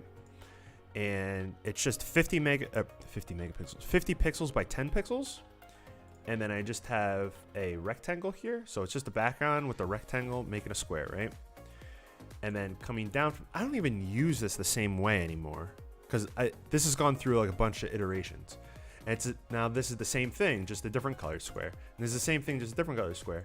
And then you put them together. Oh, wait. You put them together. So there's my 3, right? So we got 3 different ones, right? 3 different colors. And then all you have to do is you just make another one. And then you just put edges warp, right? So then it'll take the background size. So whatever this is, which is the 1080, right? So we get the 1080. And then we have a bunch of these like little squares. So then when we have the squares, like I said, I changed this multiple times. I was like, you know what? Hey, I can make 3 different colors. So that's why I did the 3 different shades. So I was like, that's kind of cool. And then I don't know why I have the blank there. Oh, just for the resolution for this. And then what I do is I have this, the way that this looks, go into with a blank. So it's just a blank, right? Just a blank. And then I use the mask to state where this goes. So here, let me just put this on 2 different things so I can actually show you guys. So what happens is this then gets cut out by that text, right? So we have the text here. And I was like, I want to make the text a little like a little chunkier. So I just have the mosaic blur. This is like the stuff you see for like license plates and stuff. So it gives this like chunky effect, right? And then I had it in here because if you don't have that, it just cuts all the squares perfectly. So it cuts all the squares perfectly, and that looks terrible, right? I didn't like it, at least. So instead, I do it this way. So then we get the like the chunky looking squares. Even though that there's still not full squares, like you can see here, it's still not full squares. It still gives that like that look. And then this goes into another thing that I just used, pink. Like I said, this is where you're creating stuff and not really making the most efficient projects. So then it comes into here, and I was having this issue without this on. What you end up having is you still have like those. No, wait, I turned off the wrong thing. Down here. What the heck did I do here? Why did I do this? Oh, so I was just grabbing the, I don't even know why I did it this way. So this is what happens when you're working on ideas and you're like, why did I do it that way? There's like better ways to do it. But pretty much all I'm doing here is I'm just grabbing the alpha and then using the alpha to cut the pink. And then I was like, I want a second color of that. So I pipe that into just a solid green or blue. Geez, I've been up for like too long. And then you just layer them over top of each other and offset. And that's why what I was just doing here, where I have them offset, but then I have this like little thing where they kind of separate a little bit and then go back together. And then the next thing I have here, when they separate, they have like a little bit of a blur to them. And that's just a super tiny aesthetic that just kind of makes it look a little cooler. And then when I was looking at this with all of the animations going on, and I'll explain that then in a second. When I had all these animations going, I was like, this is too static. It's sitting too much. So then I put this transform on here, and I used another modifier, which is the perturb. And that is almost like a shake, but it's a little bit, it gives you different types of parameters. And then that you can just kind of make it shake in all different directions. So it gave more of an animation, more of light to it. For this, for it to reveal the different areas, maybe that's definitely why I was using the channel effect. But to get it to show different areas, all I was doing is just taking a couple of like little rectangles and animating them. So I was just clicking on them, and then in the center, you just right click, add a modifier, and I use the shake modifier. And I just turn the smoothness, because if you have the smoothness, like here, I'll show you. So this is it going crazy with, but if you have this like smooth, it'll bounce around like this, and then that's like really noticeable. It doesn't feel that like dynamic. And I changed the color of this one. So I had a bunch of these at the beginning of the stream, but now I only have this one that's this color. And the reason why is because this one has keyframes for it to go full screen, so that it doesn't matter what the rest of these are doing. It'll be full screen, so you can see all the text at one point, so that you could actually like see the whole thing. And then that comes down to just the black background that the image gets sit on. And then because this comes in as a foreground, I want it to chop it up and have these lines that are horizontal going up and down it. And so that's all these are, just like little lines that bounce up and down that change their thickness.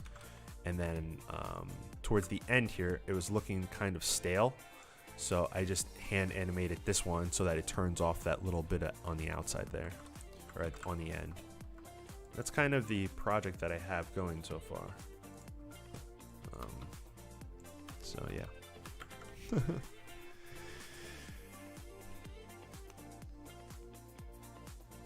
Do I use Fusion for transitions? Yes, Deep.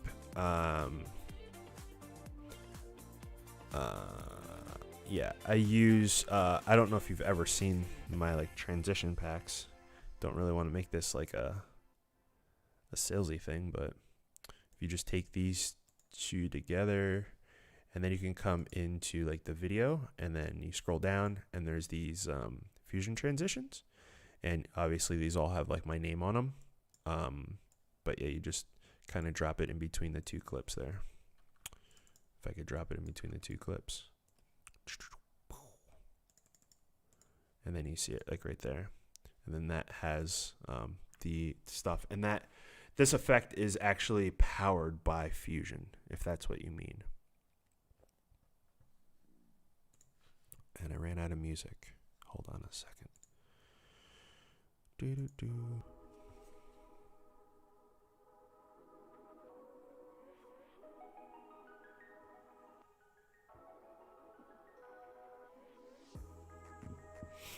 Okay, so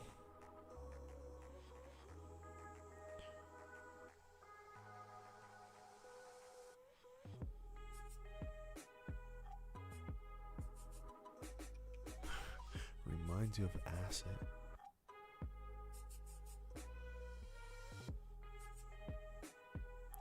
How do you animate objects in color? On the color page, is that what you mean?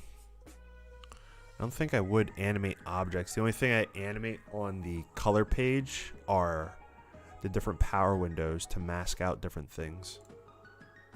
That's kind of the only thing I would animate there.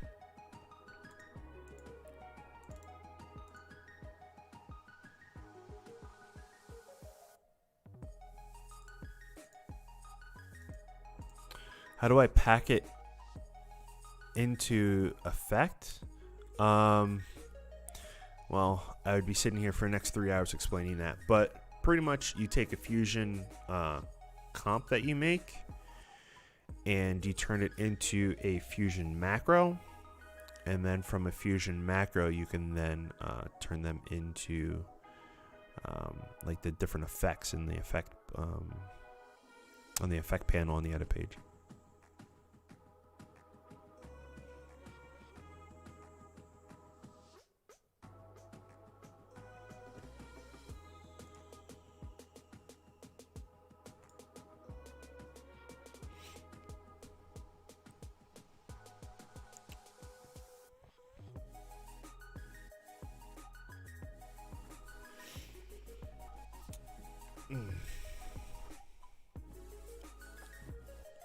Alright, so let's see here.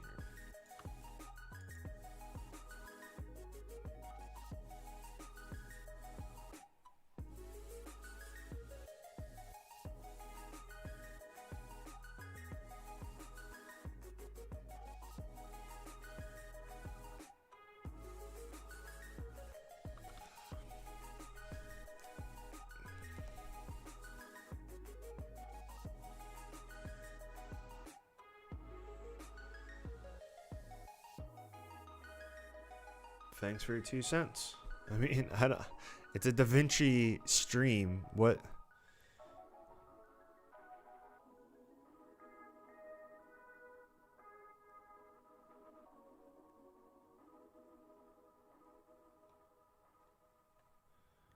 Not exactly sure what to tell you on that one. It's working for millions of people.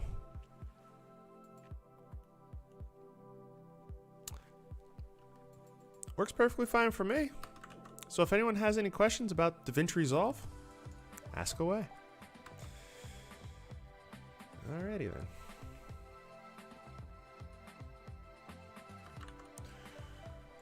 Ugh.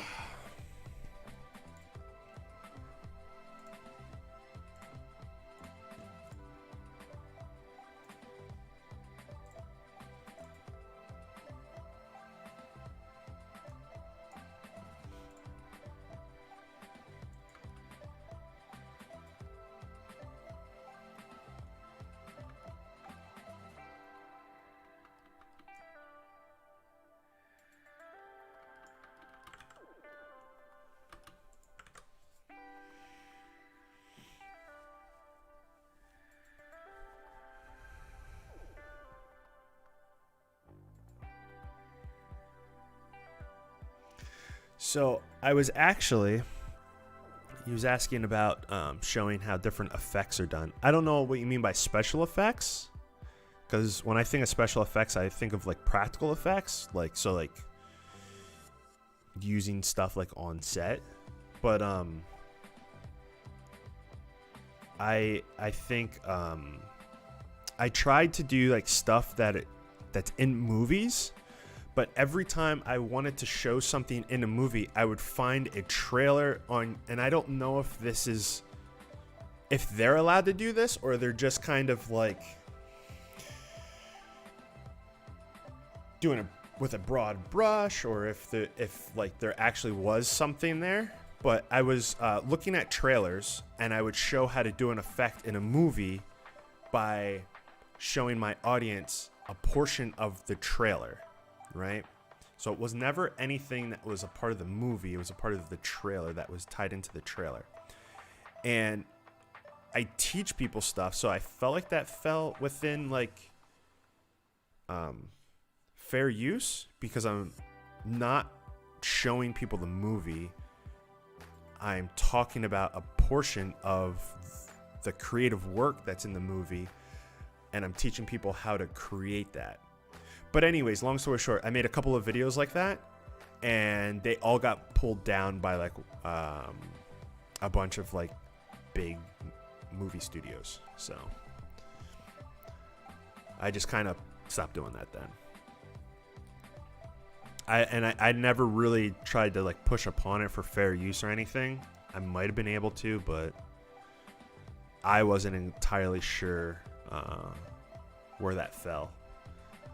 Because all I know about fair use, it seemed like it was the right thing. Yeah, so I don't know.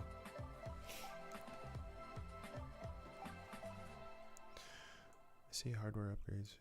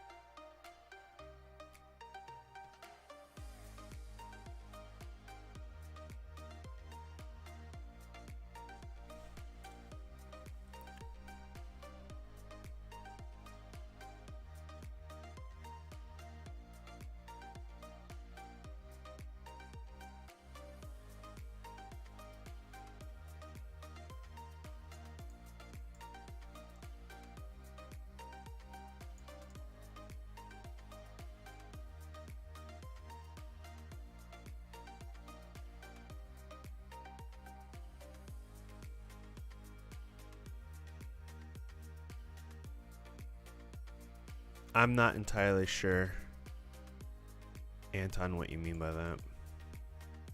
I'm sorry. It's a bit too much dissecting for me to understand. Also curious, creating zoom, like a grid, more interesting.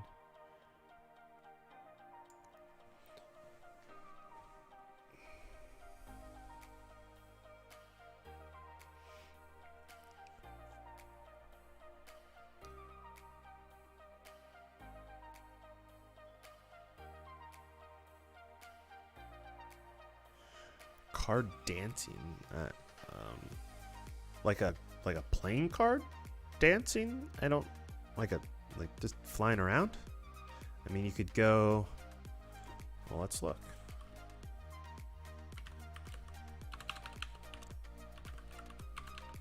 Playing card images.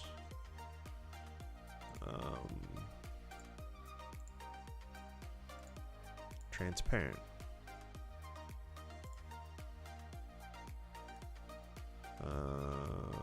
Save image.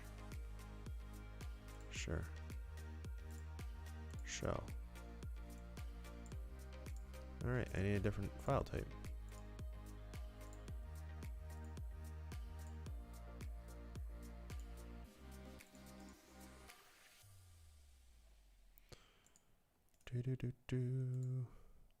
Why are all these WebP? I don't even know what that file type is.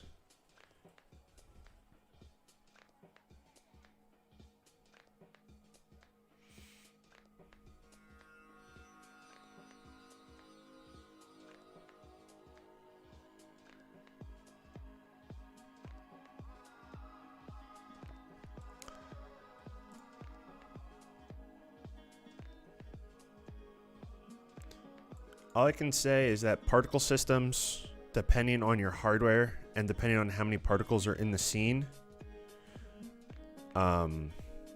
you're going to get a lot of issues if you have a lot of particles in the scene, like too many particles in the scene. You could duplicate your particle system multiple times to make it look like more particles, even though the particles are the same. But that's kind of getting into, and depending on like, are you trying to like make smoke or something of that nature? I would probably do like that kind of thing in like a simulation program and not so much Resolve or the standalone Fusion you could get away with too.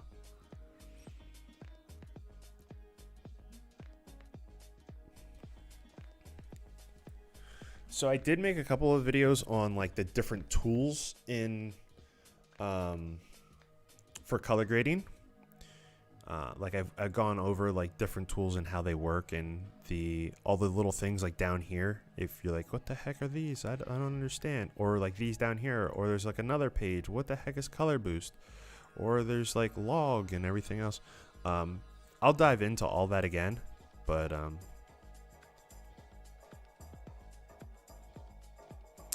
CPU bound? It probably is because there's a high level of floating point numbers.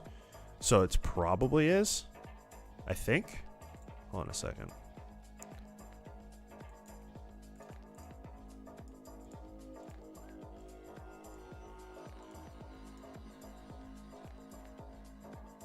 I'm not 100% on it, but you might be right on that. It might be CPU bound.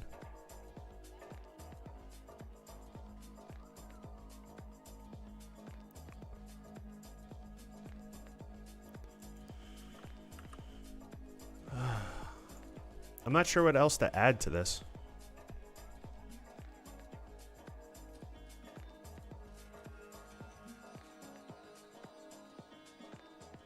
Can you load? So I actually have a I'm going to show you something else I have. So you bring a video clip in, and I'm guessing this is what you mean by that. Then we go into the gallery, and then I have these power grades, they're called, right? And you can say, oh, look at that, or look at this one, or this one, right? And the cool thing with these is you might say they're LUTs, but they're not.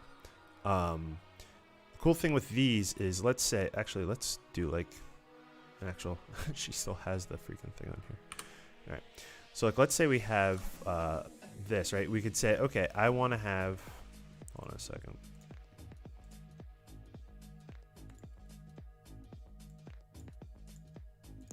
Okay, you could say like, I want to have like this one or this one added on, right? You click it, you add it on, but then the cool thing, a LUT, you're just kind of there, right? The LUT, you might be able to come over to here and like reduce its output, right? To make it less or more, and then you would have to grade after that. But with power grades, the cool thing with these is I can open them. You can open them, and then each one is a corrector. So I could come in and say, okay, what are these corrections? So over here, I don't even know what the heck this correction is. Yo, why am I not seeing the freaking thing? All right, stop saving. Okay, so this is, it's been a while since I opened these. So it says like which tools that are being used here.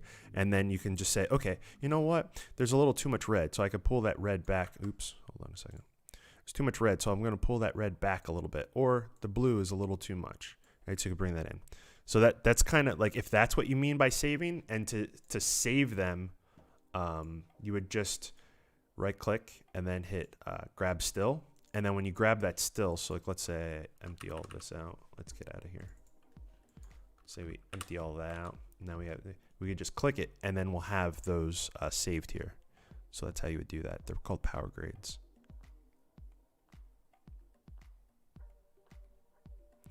Yes, power grades are way better than LUTs, but the caveat here is, let's say my camera here, I can't put a power grade into my camera. If you want to see, well, it depends on which cameras you're using. So a lot of cameras, I don't want to say a lot, but there's some cameras that exist that it doesn't record with the LUT on it, but you can see it on the screen what your scene will look like if it has that color added to your project or your video, or to a separate display. You can see that being added. Power grades, you can't do that, but you can convert a power grade into a LUT if you ever need it to. Cool thing with power grades is, if you like something in it, you can always go back and you can modify different aspects of stuff you previously worked on. So it's just, all it is just your node tree, and you're just saving that. So I think that they're way more powerful because they allow you to go in and adjust things, and it limits the ability for destruction of your video signal. Because when you have a LUT, and this is extremely hard to explain in a short period of time without having a demonstration, but when you have a LUT, what it's doing is it's saying, okay, this one particular value is now going to be remapped to this new value. That's what it's doing, right? And it's not, and you can't change that. You can change the amount it changes, I'm not. You can change like the percentage it changes. So if you put it on, it's 100% changed, right? You could reduce that by coming over to here and reducing the output of it, and then it might be 50%, right? But you can never change its curve and how it adjusts the signal. Compared to power grades, you can go in and you can change anything. Oh, you don't like that, you know, it drops saturation in the highlights. I'll get rid of that shit, you know? So that's why I like power grades a bit better. But then power grades you also can't use in other programs. So if you're working with multiple editors, or you're working with maybe you're a remote editor and you're working for a studio, it could be a small one, a local one or whatever, you can't pass that back and forth. You can pass power grades back and forth. I mean, all of these I have on my website, so you can definitely do that.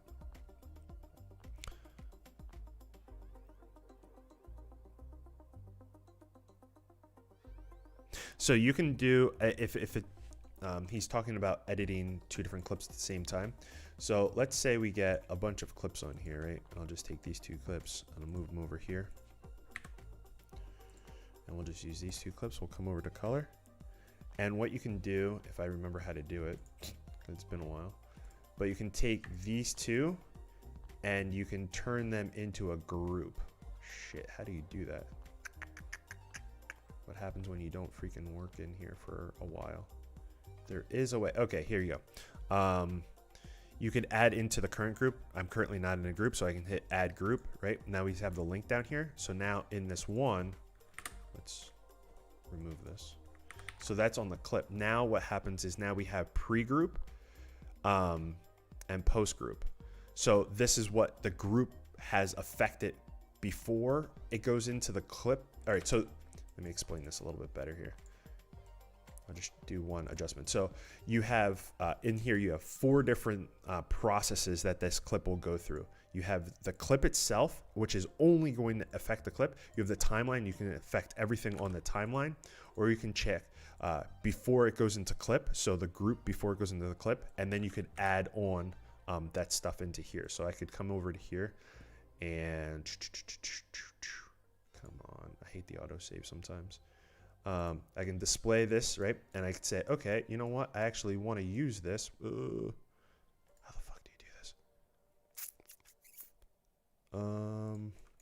I thought I could just copy it. Can I just copy it? There we go. All right, so then I could put this on the pre-group. So now both of these are affected by the same thing.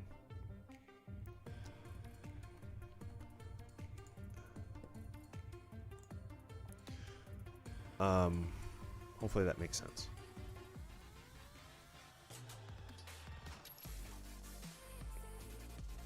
I hate when people spam. So, yeah.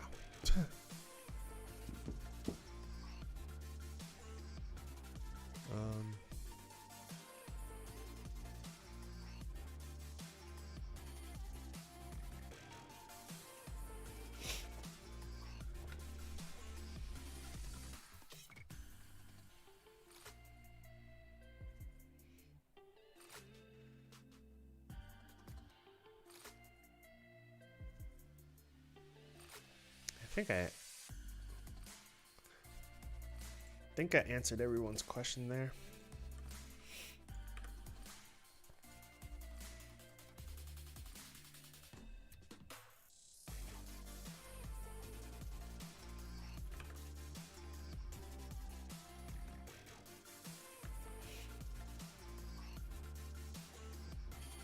Is this serious right now?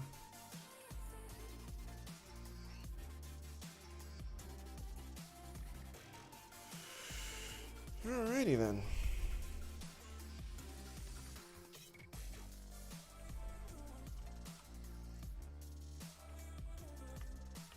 I have no idea what that effect looks like.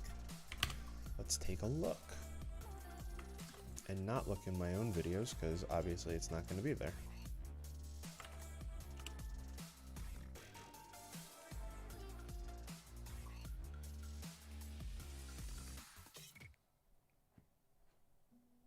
Okay, so yeah, I could actually,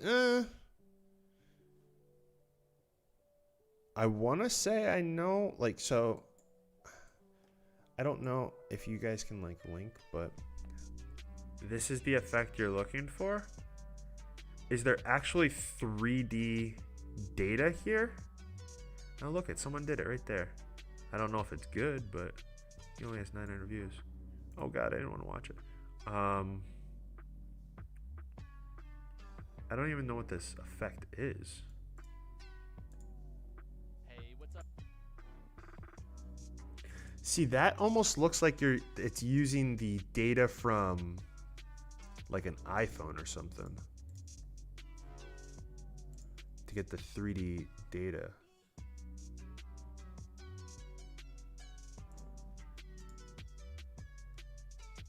Or is he not? I would have to look into this. I have no idea how this is done. I initially had an idea because I could do this for sure. I just make a static field of particles and then just have their depth changed based on their brightness values. But then like all this stuff in the eye would look kind of weird.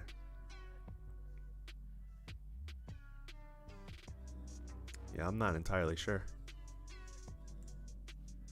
Because I know that there's stuff for like the iPhone to get like depth map information.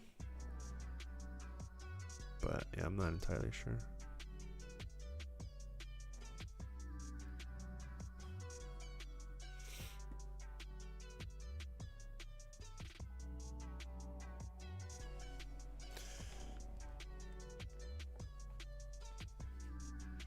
You're welcome, Sloth. Such a weird name to say.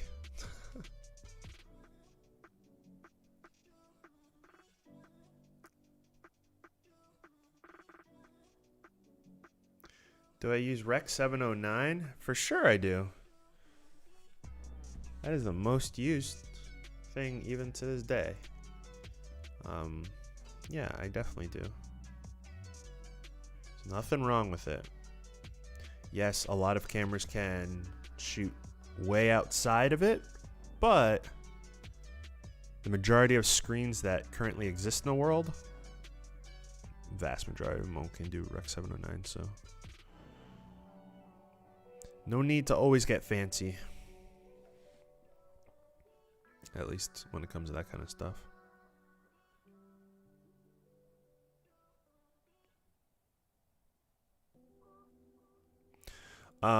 It's because everything here, just look at down here, how they go across. That's how you're going to be processed. So it starts on the edit page, and it bounces back from the edit to the fusion page. And then after the fusion page, it then goes into the color page. You typically want to color after you're done with your VFX, so that you can make everything look like it's colored together. And then the big difference between the edit page and the fusion page is if there is any color work that's done, you're trying to stick as much to the original as possible without the color being involved. Color always came after all VFX were done. Sometimes there was like a little bit of color correction done here and there for different effects that you would do within VFX, but typically it's done after. So that's why you don't see it here. There are ways with layers to get color in Fusion, but it's not really the way to do it.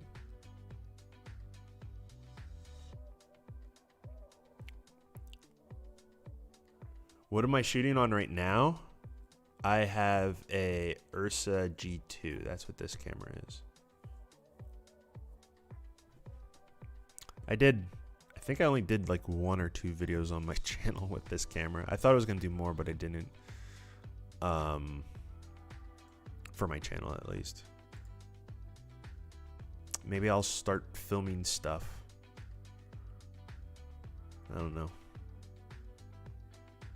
Well, filming stuff for YouTube. You're very welcome. I need to make more video. I've been saying this all day. I need to make more videos because people are very appreciative of the stuff that I currently do have. But yeah, my Ursa is my freaking webcam. Yeah.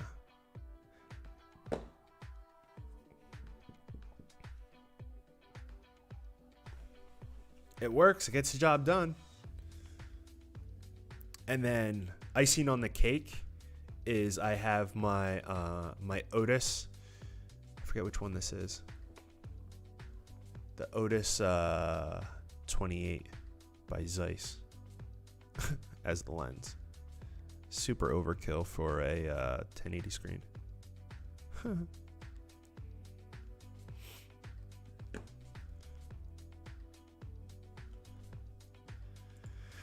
Yeah, maybe I could make like so one of the things that I always wanted to get into but I was never like really into it is like doing like food commercials and that kind of stuff where you make food like really good even though you would never want to eat it because it has like a ton of hairspray on it and glue and everything else to make it look good.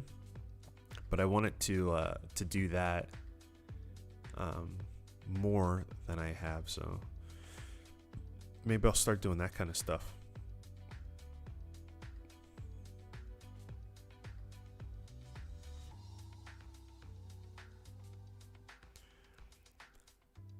Well, I can't make more people go on the YouTube to teach DaVinci Resolve, but I'll do my best.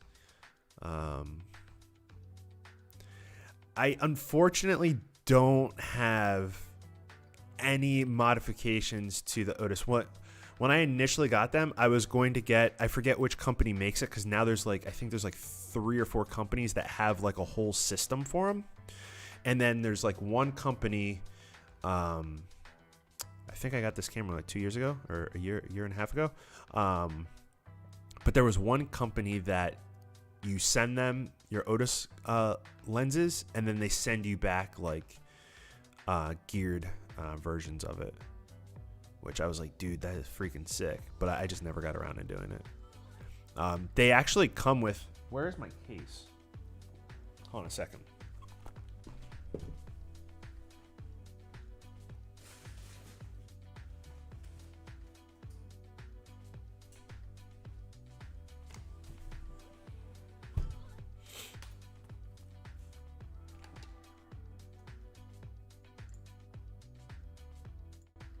Okay, they actually come with these like, man, that shit's gonna be hard to show. It's like ring stuff and you kind of like spin them. They go around the outside of the lens to like, to do it. And I thought that was kind of like, I don't know how I feel about that. But the other like the companies that actually do the mod, they like take it all apart. They get rid of the rubber, and yeah, those look way better. Because even if I would put these on here, I have nothing for aperture, and these are still clicked apertures. So I don't know if you can hear that. They're still clicked aperture. So whatever. The lenses themselves are still really good.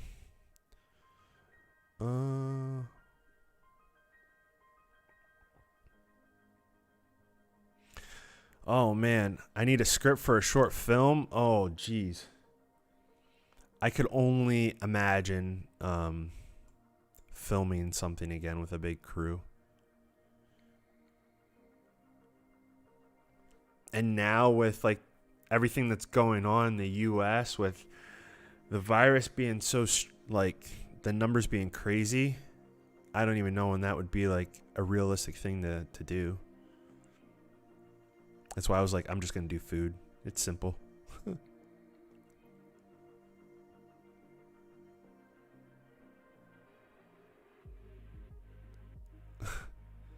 The moment you realize his webcam looks bad.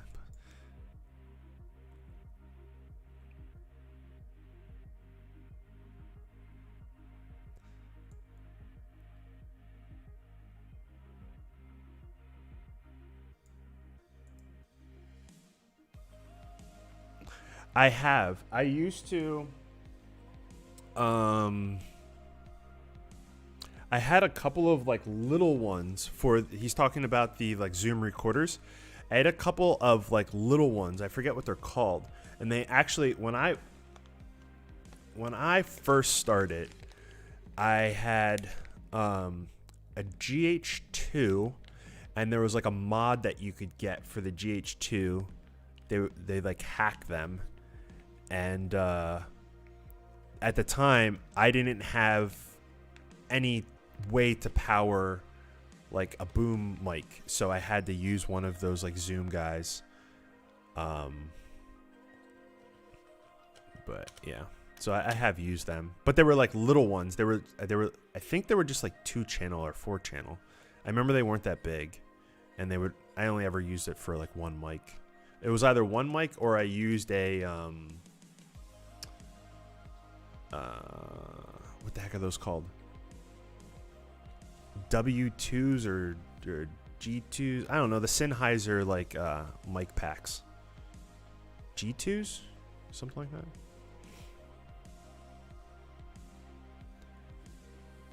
I'm definitely not high. I don't smoke.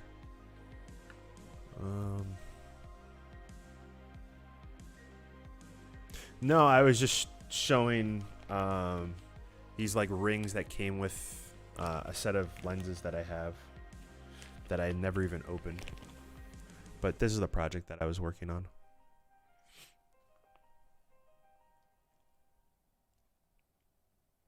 So I've watched a couple of like the motorbike guys, and it seems like all you really need, I don't know how you film, but a lot of guys like have like GoPros, and then they have a wire for like a lavalier mic, and then they have it just wired into their helmet, like right next to their mouth, and then I guess they leave it there permanently, and then they just have it packed with a whole bunch of like foam to stop like any wind that does come in from hitting the mic, and then you just kind of like talk into that foam. That's the only way that I've ever heard like the motorbike stuff.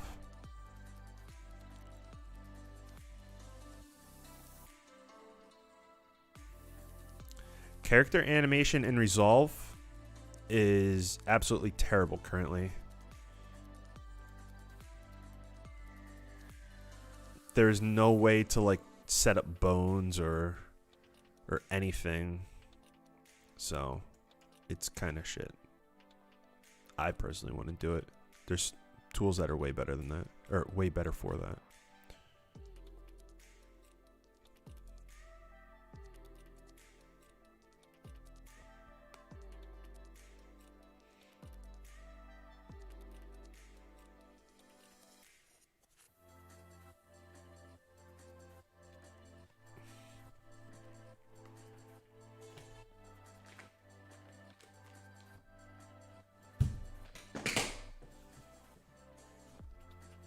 Okay.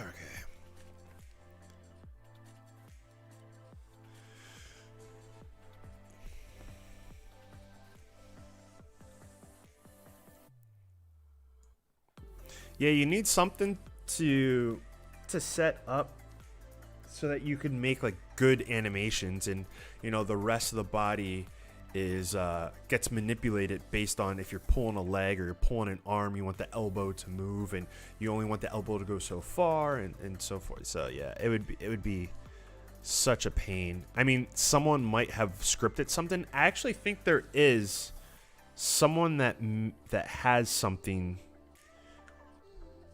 but it would take me quite a while to actually find who it is and what the project's called, that like the plugin. Because I feel like some people have used the standalone Fusion for doing that kind of thing, but I'm not entirely sure what the project is called to look up. Is there an easy way to track titles? I don't know what you mean by track a title. Like if I just put a title here, Are you asking me how to track it if I move it around? Or is it something that's already on the screen? Because if it's like this and you animate it to move around, you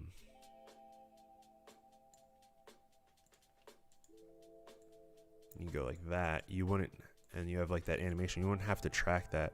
You could just source this information here. You could right click and you could go to publish. Where the hell is it? Oh, there we go, publish. So you publish that information to something else. So we'll do this. And then we could come into here and we could go connect with text to center.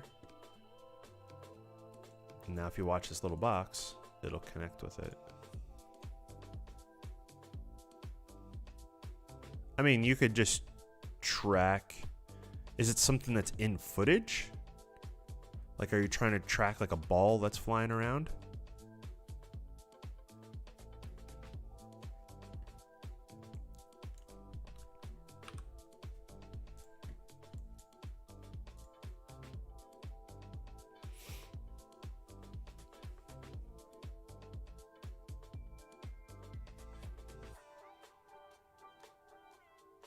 Is there something like a follower modifier to mask or shapes?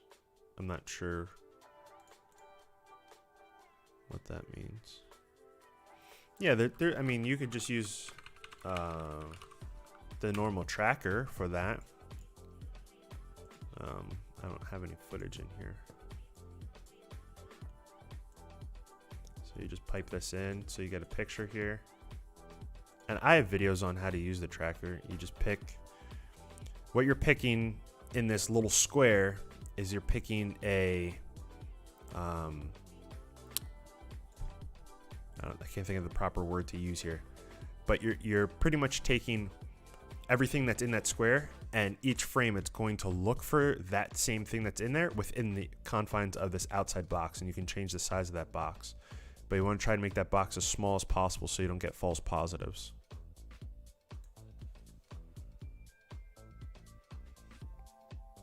I have a whole video on how to use the tracker. Maybe I should do another one again.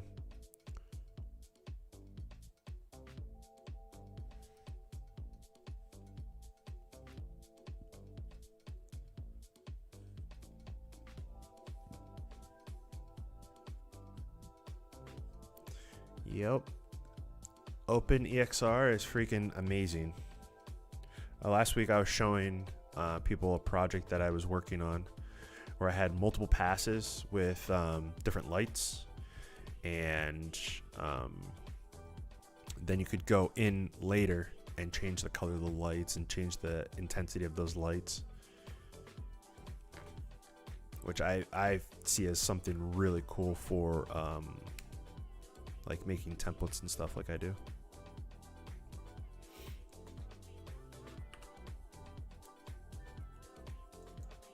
You're very welcome.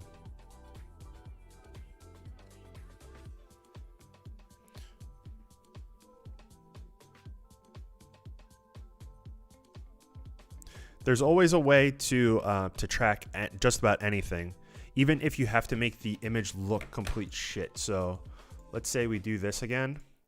So there's, I mean, it seems like you should know this because you're talking about EXRs, but you could take this and then you could do like a brightness, and you can make this image look like complete trash. Well, if I'm actually looking at it,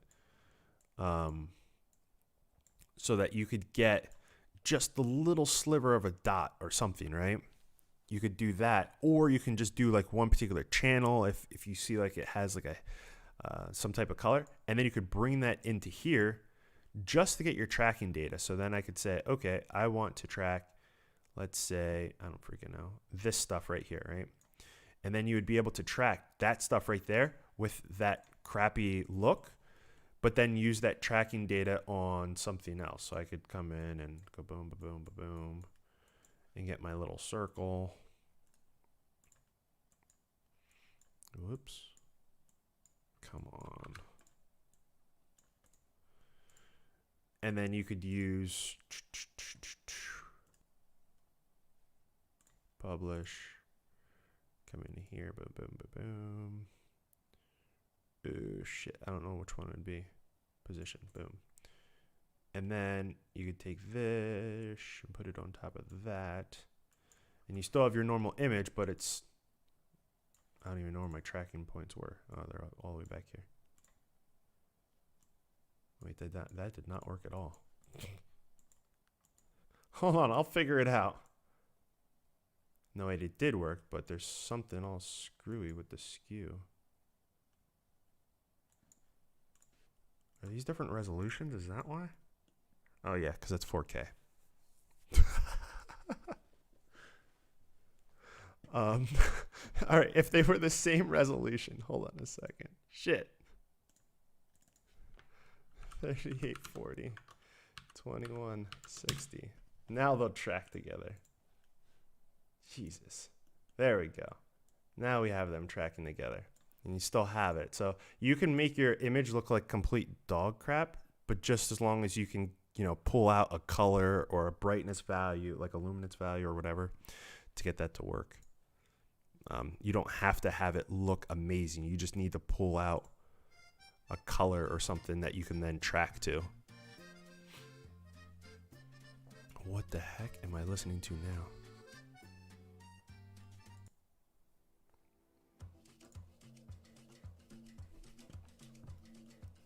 But hopefully that made sense.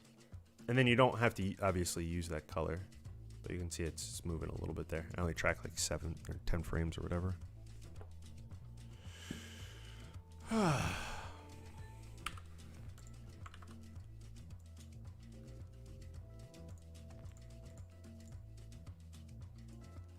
Alright, I think I can make this into a project. I might add something else to it and maybe not have it look so crazy, but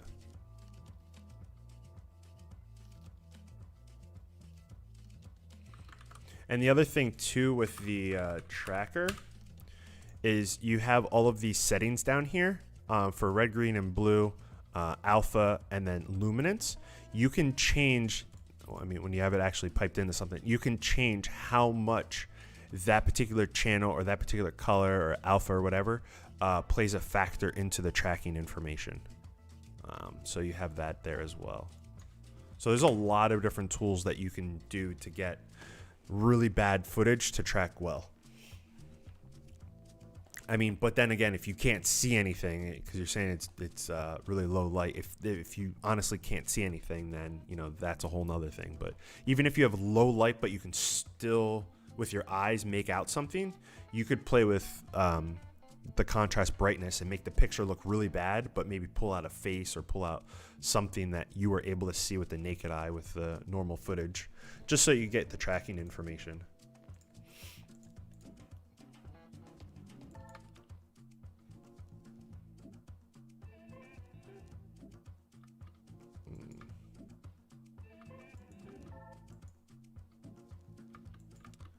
I think that's looking okay.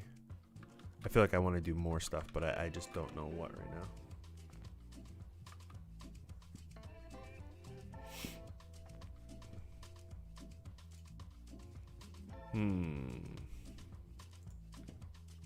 Anyone else have any other questions?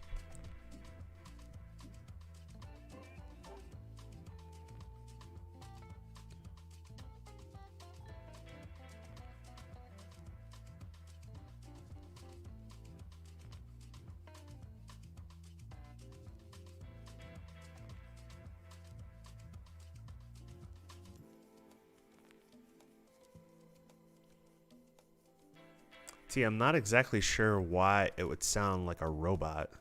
If it's playing back at normal speed and everything seems fine, not entirely sure. Does it sound like a robot in other programs if you listen to it? Like if you play it in another player outside of DaVinci?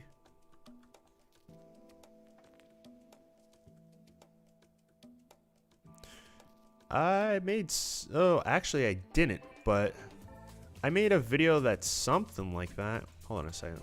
If I go to the cyberpunk thing he was asking about, man, I need to get better with reading and then actually answering the question. You can get something like this. I mean, it's not like super cyberpunk. It's just kind of like just the text. But it's still... Did I actually show this off? That. Oh my gosh, it's so short.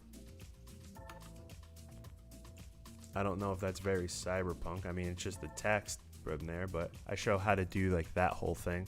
And then you could just not do the rest of the freaking tutorial because it's on how to make a transition, which I'm streaming now and I don't even have it. I don't even have it to use as a transition between things. But are there other cool like cyberpunk video logo title sequences that I could get inspiration from that you know of? Because I would take a look at that then.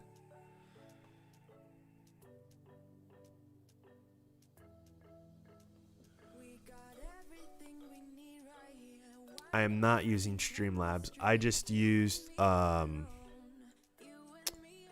found out two things. One, I can pull the chat out into a separate window, which helped out a lot. And then because this is, I have a lot of stuff going on with this, with the different audio sources and how I record tutorials, I just decided to not even mess with it. So the pop-out chat, though, helped out a lot.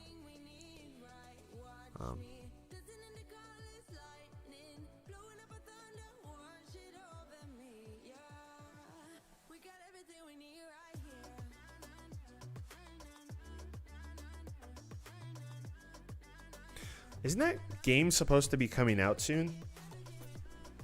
Cyberpunk? Who's too young to know what CRTs were? Shoot. I remember when I used to play games when it wasn't cool. Having to carry around a big CRT. Those things are so freaking heavy. And then when they made CRTs with the flat glass on the front, that was like the cool thing instead of like the bubble screen. Yeah.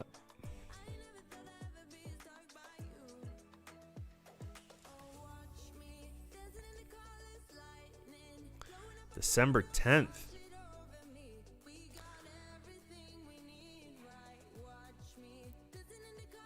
I bet if I made a video about something with their style, like artwork style, a lot of people would probably yelp. I used to carry around CRTs.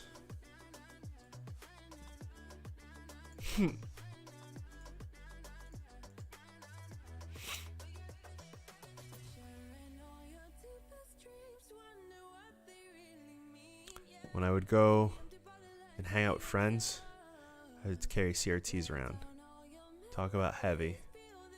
Laptops weren't a thing then.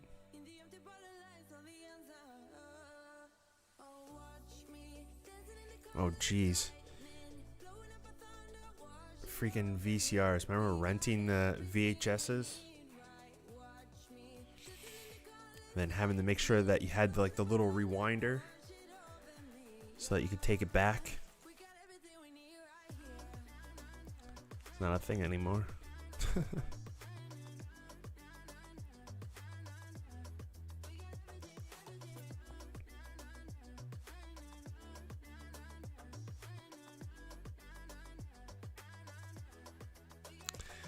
You work on Avid. Let's be honest, you're never leaving Avid. Anyone that is a hardcore Avid user, they're never leaving. There is no reason to ever leave if you're in that ecosystem. Avid editors are so sought after.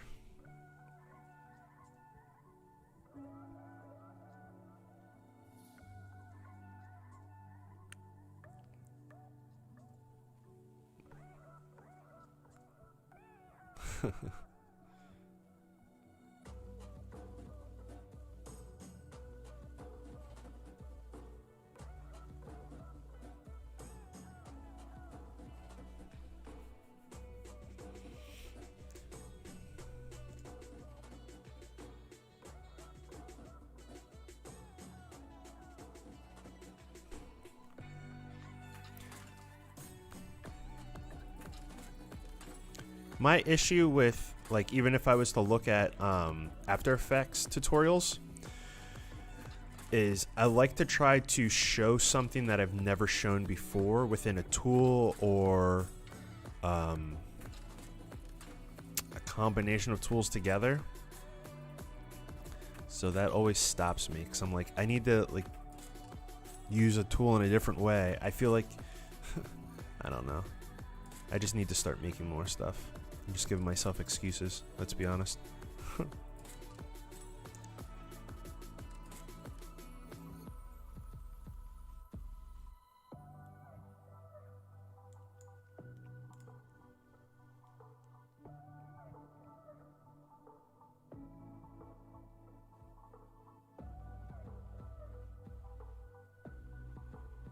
I definitely hear you, Chris.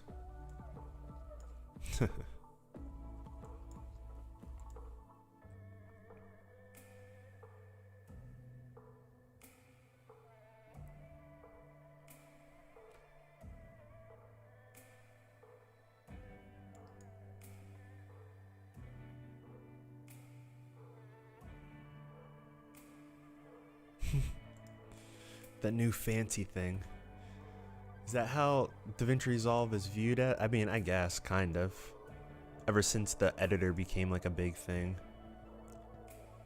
Because the DaVinci Resolve project's been out forever. But I guess since it's an editor that is free, or has a free aspect to it, it's kind of what gets everyone to jump on board.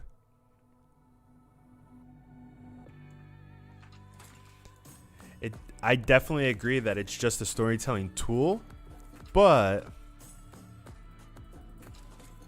if you're doing anything in TV, I don't know what you work on, but if you do anything in TV in the US, you need to have Avid. You need to know how to get your way around to Avid. That's just a thing in the US, I guess. Like, it seems like they just, I don't know. They work with one thing that, or they stick with one thing that works.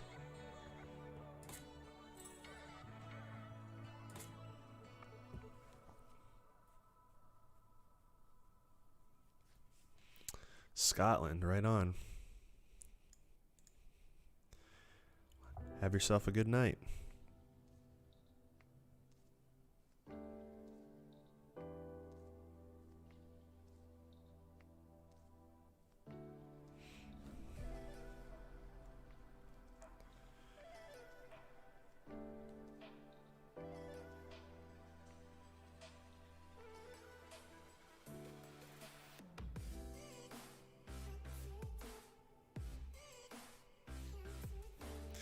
You're very welcome.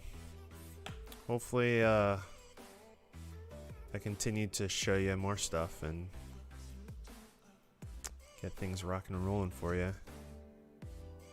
Editing music videos.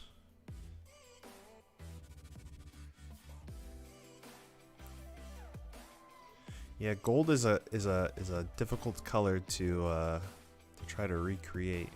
I don't even know if I would want to attempt to do that as a liquid, at least.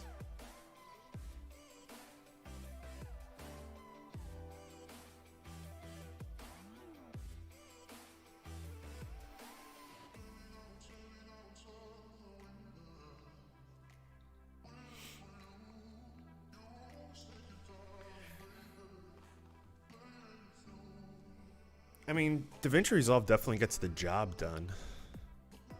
There's definitely a lot more community around like the Adobe suite and stuff. So with that, it's a bit easier for like a beginner to make something that looks half decent. But just like Christopher was saying, you know, it's just a tool to tell a story. I mean, give me a movie maker and I can make something for you. It might not have the flashy, you know, effects and stuff, but you just got to put together a timeline. They all work. They all do practically the same thing, just a little different. All right, I haven't done a single thing to this whole timeline in a while. but I also don't know what I want to do to it. I think maybe that's enough nodes. Maybe try to limit nodes. Like, I don't even have that going to anything, so why is that even here, right? So we'll get rid of that. Don't need that either. We can have this go out to a timeline. Sure.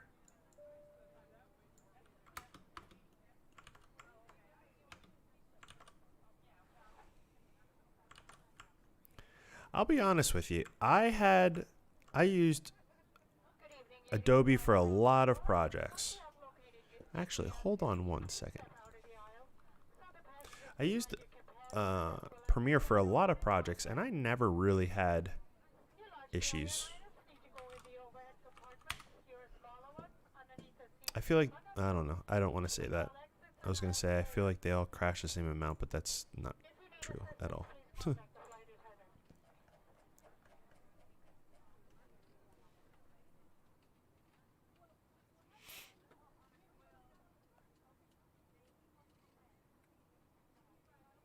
Motion blur. I do have motion blur on here for a little thing, like right here, this directional blur. It kind of gives like a motion blur effect, like in between these two. But that's all I have like motion blur really on, or anything. I mean, I could just say, which one is the one that has the thing on it? This one does. So I come over here, go boom, motion blur. Let's try it. Let's see how it looks. I'm going to guess it's a little too blurry. Turn it down to 60 for now.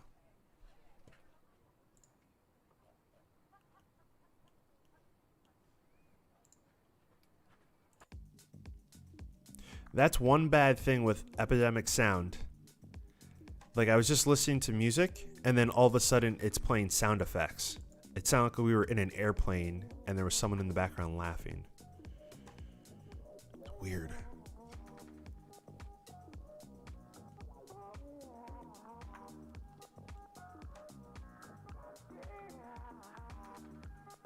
Ha ha ha. So this is actually funny.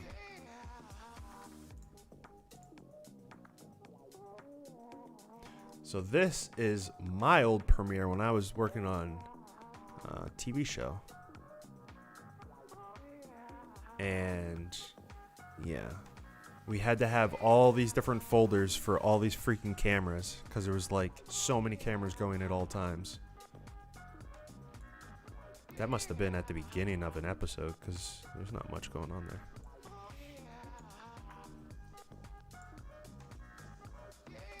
But I don't even know what version of freaking Premiere that is. 'Cause I think they changed the colors now.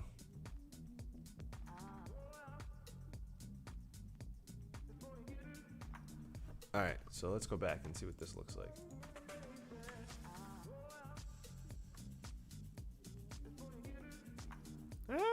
Might be good. Hold on a second. Let's turn this up to 180 and redo this. This actually might not be bad.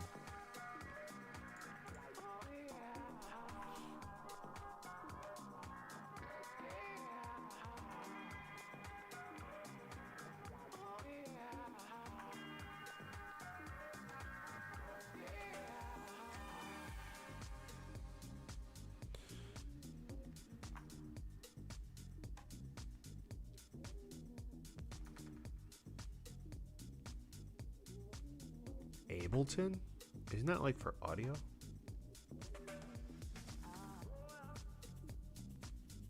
For all my stuff I use Cubase. I mean, I am by no means into music or audio at all, but I do have a keyboard that's sitting against the wall over there now. I'm thinking about it. Do I like it or don't I like it? It's kind of difficult to tell what's going on with that.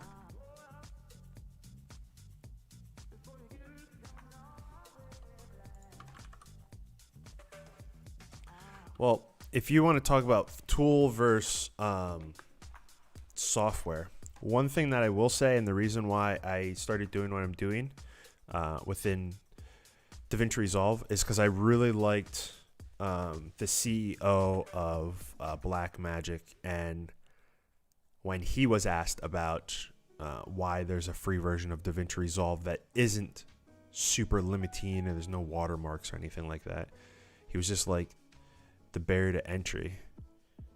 You just drop that and then people can actually be creative, and once you get them to be creative, then you know the money will come down the road.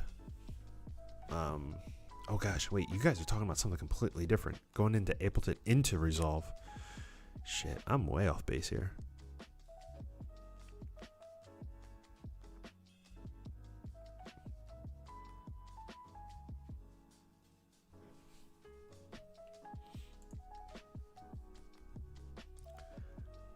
I mean, this doesn't look terrible.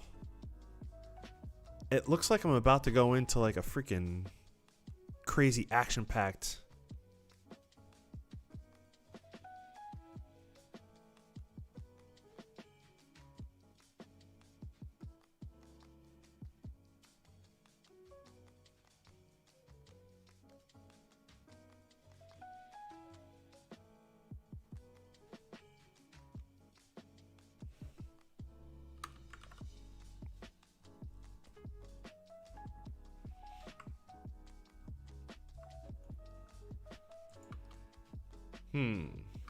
Maybe just drop this down.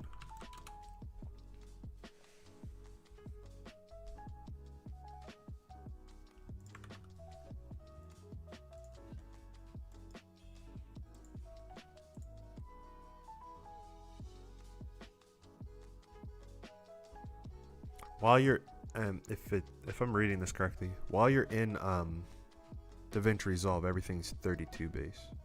32-bit floating point, not 10, but you can export as 10.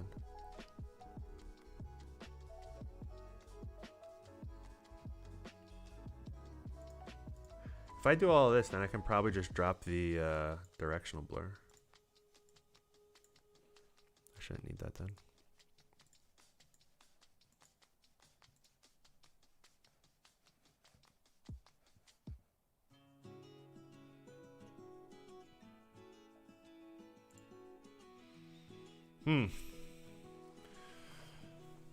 I think I'm fading out here on this idea. I think I did as much as I'm going to do here.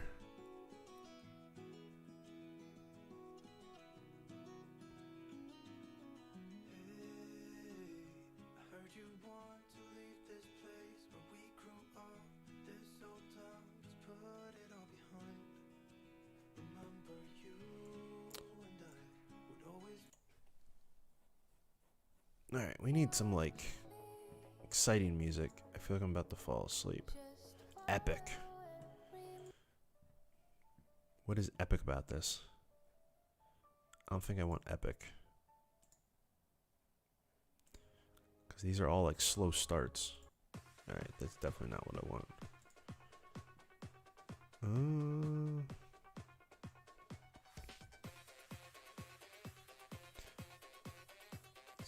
Feels like I'm about to be on a dance party. Alright, let's see here.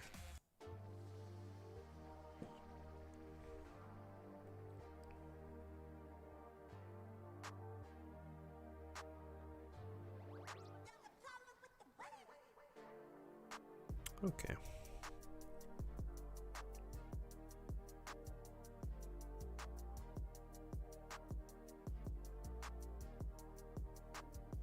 Really, it depends on how often you're in Resolve. I mean,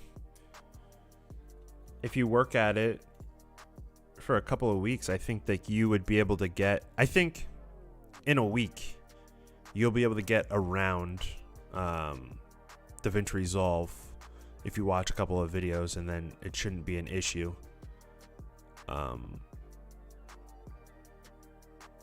And then there might be a couple of questions here and there, like as you're starting to get more into it. But I feel like 2 weeks, if you're working on it regularly, like you should be able to get your way around and get, jobs complete, projects complete. Did I get the new NVIDIA card? Not yet. I think if I get the new NVIDIA card, I'm probably gonna get a whole new computer. I don't know if you guys get a description on the live, but you can see like my equipment that I use. And yeah, it's a bunch of years old, so, or a couple of years old, so. Because I think they're on like the 5th generation Ryzens, and I'm on like the 1st generation. I could be wrong on that. Maybe it's 3rd generation. I don't even know.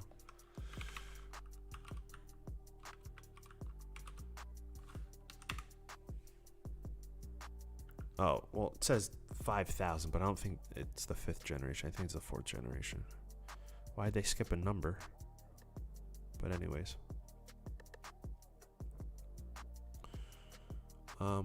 I probably will get the new card at some point, but from what I was seeing online, it seems like it's a struggle to get them currently.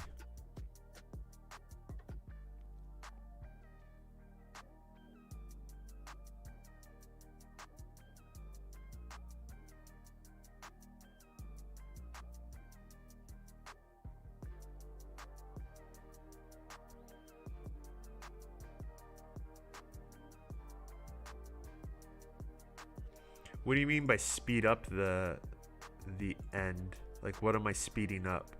Just having it end sooner? So just bring this back a bunch of frames?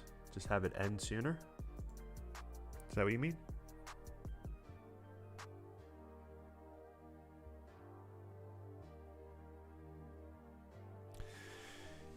Yeah, I mean, you don't need like crazy workhorses, and a lot of people, they run into issues.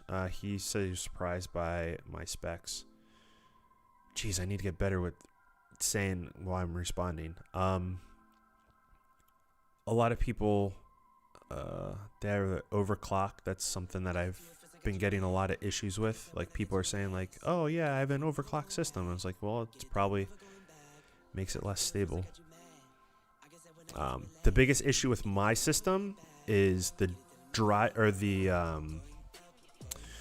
firmware on the motherboard didn't support 64 gigs of RAM. And so I had to wait until they updated that, and then once they did, then I could put all my RAM in my system. Ever since then, it's been running perfectly fine. I mean, today I Resolve crashed twice because of the blur that I was using, but outside of that, it's been pretty good.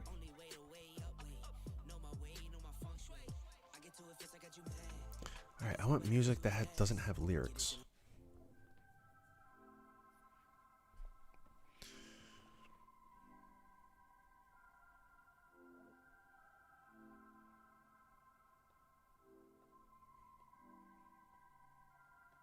Have a good one, Arthur.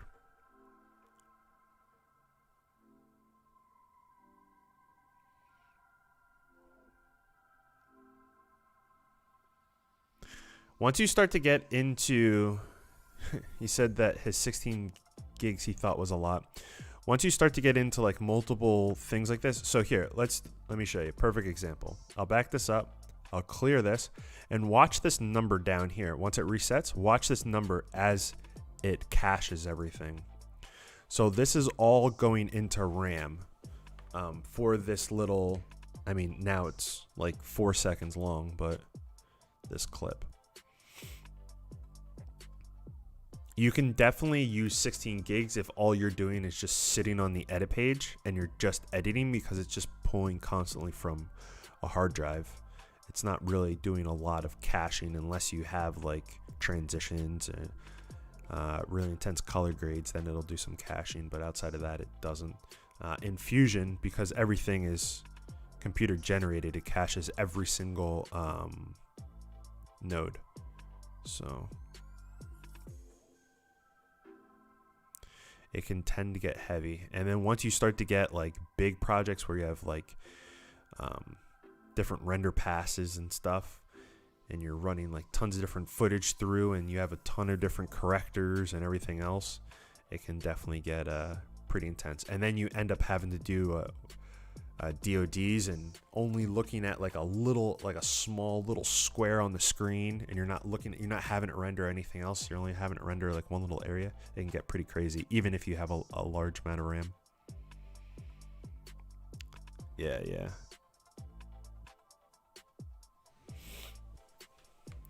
2080 Ti. Here's my question for you.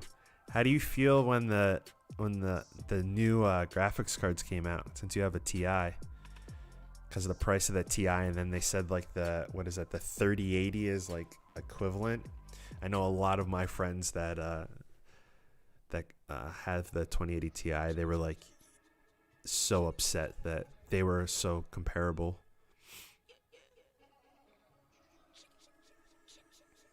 I mean, unless you got it early on and, you know, it's your workhorse and you just get tons of projects and stuff, then I guess it's not really an issue.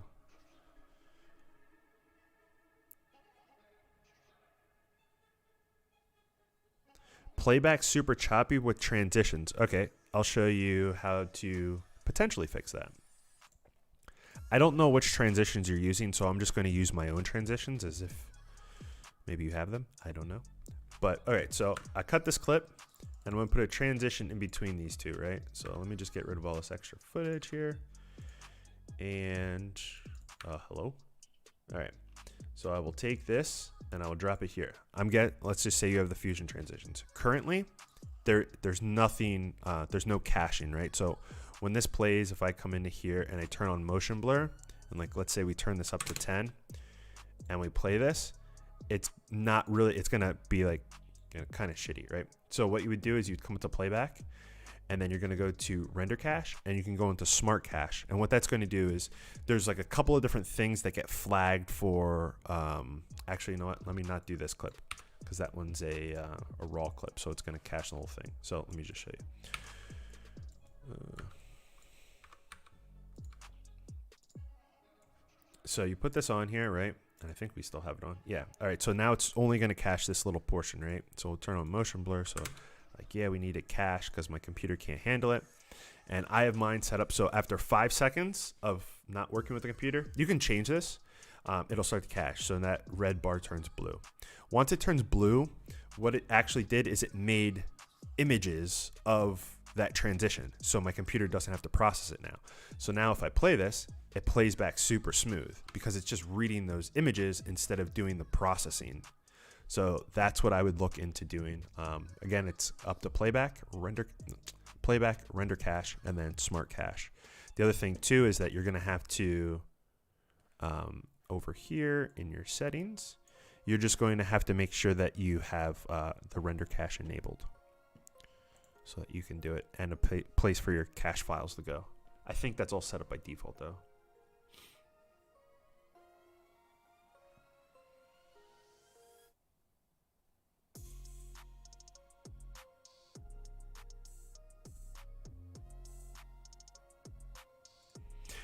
How many particles are you guys pushing in these? Because that's the second time I've heard about particle systems.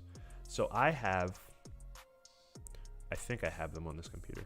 I showed them last week. I have a couple of like particle things that I made that I thought had an okay amount of particles, at least for like the look. I believe it's Untitled. Nope, it's not.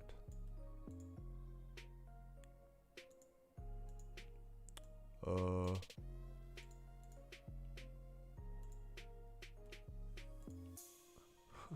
thought I had them on here. Oh, they're there. All right, so these are like my little particle things. And these aren't like terrible on my system if I didn't already have freaking 18 gigs cache.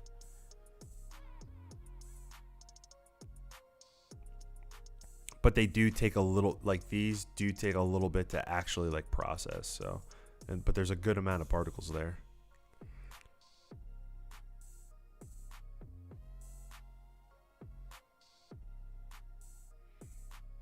Trying to follow the chat is a bit difficult because I feel like every time I look over, it's like a different topic.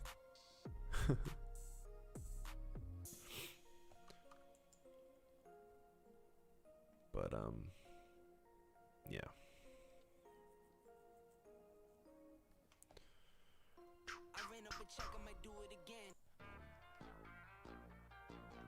All right, clips, come back to mine.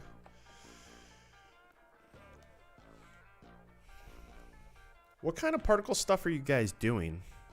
I guess I'd be curious to know. Are you guys doing like some type of like fake smoke? Are you guys getting particles to fall in a scene? Because like earlier someone was talking about particles and I was like, you know what? Since winter's coming around further north, I could do like snow falling. A long time ago, I did snow falling with perspective.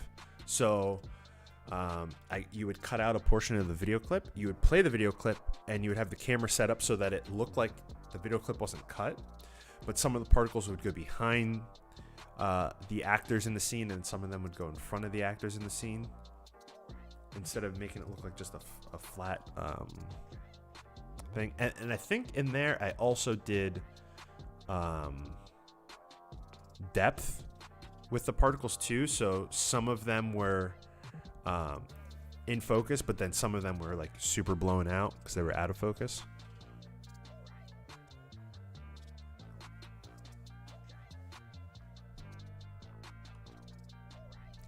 Yeah, I think so. The particle thing, I think that there's like, I don't know if they ever removed it. I'm guessing they did. So in this how-to,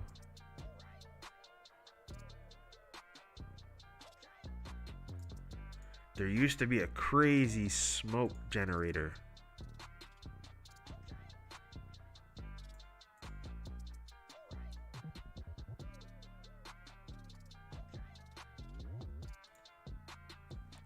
I don't think it's Steam.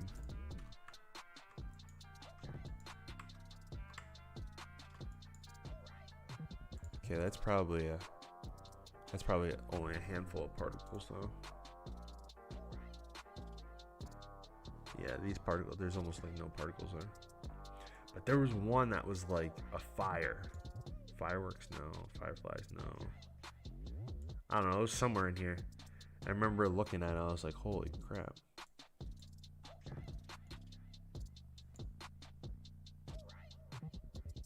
Okay, that one's processing, so this might have a lot of particles in it. Smoke face, okay. Whatever this is, this one's cranking away. Hopefully I didn't crash.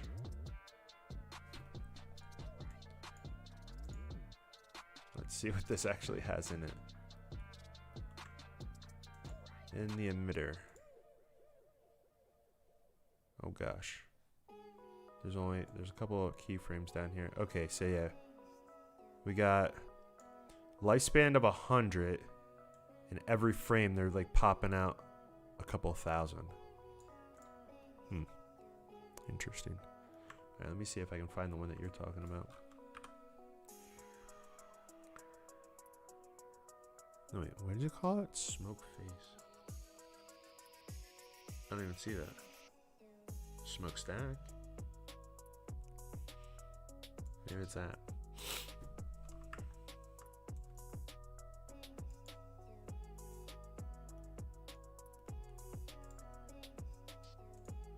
Nope, that's only 5. Only a constant 5.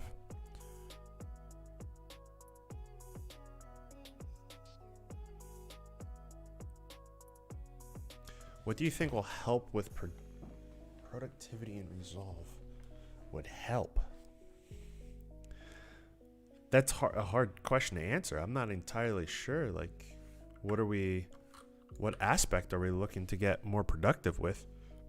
Because there's a lot of like stuff that you can do, a lot of stuff that a lot of people don't know about unless you work in an organization that is Resolve focused. Because there's a way to chat between all editors, all colorists, people that are doing the music, people that are just bringing in footage within Resolve. There's a whole chat system. There's like an alert thing. You can do remote rendering. I would need to. There's a lot of stuff that a lot of people in the YouTube community don't really talk about a lot. It's probably the best way to put it. And if people don't talk about it in the YouTube community, for me, I at least think that a lot of people don't know about those things.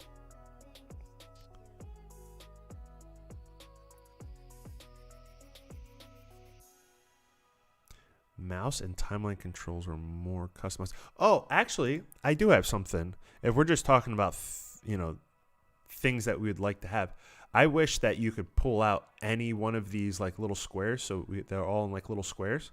I wish you could pull them out and do whatever you want with them, because I don't know if I have that image still up. I don't think I do. But how I used to work when I had Adobe is I would have each thing pulled out, and I would have a whole monitor that was just like one particular thing. It would be like a whole bunch of different folders for the media, and then you could make a whole nother one with just the player or the timeline, and then like the source and program monitors. But yeah, to be able to customize it outside of just like turning this on and off and closing this and opening that, it would be nice to be able to completely change the whole thing.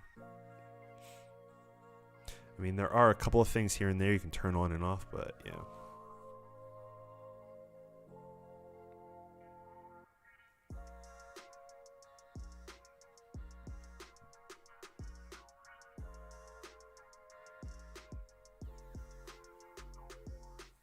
Yeah, I think the whole idea, you're saying he's boxed in with Resolve. I think the whole idea with Resolve is that everyone, it doesn't matter what system you jump on, Resolve is always set up the same way. I think that's what they're going for there. So you just learn how Resolve works, and you don't sit at another editor's system and be like, oh, where is this? Where is that? It's like all over the place. You can sit down and just get right to it. That's at least what I'm guessing. I don't really know how many people do that, but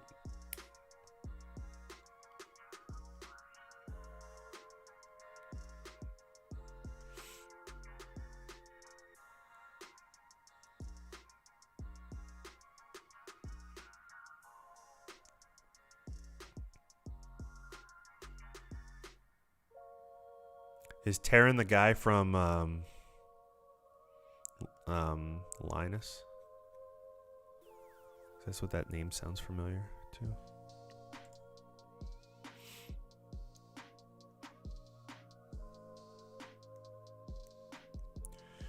So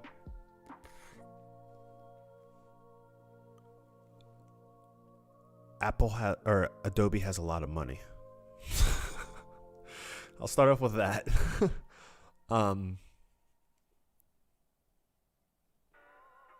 I don't know if it'll ever out. The big thing for like software is it's getting it into schools. That's where getting it into studios and schools, and then that's what makes a piece of software more popular than another piece of software.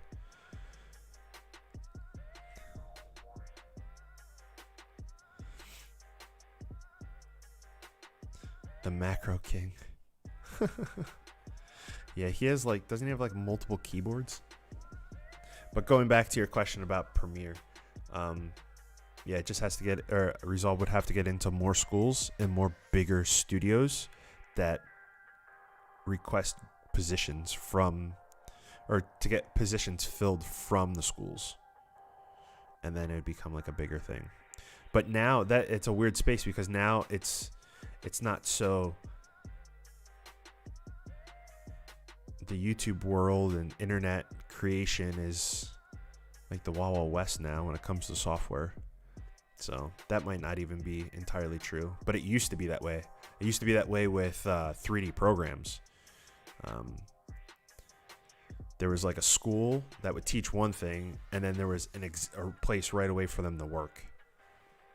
And that's what kept different programs alive for so long, because that production house would only use that software because they started with that software. That's what the whole team knows. And then when they have to get more team members, they go look at the schools and they're like, oh, do you have kids that graduated learning this? And then you would get those kids. All right. I'm calling this a project that's good enough to make into a YouTube video. Why is this stuff still here? I thought I deleted it. Okay, it's all the way out here.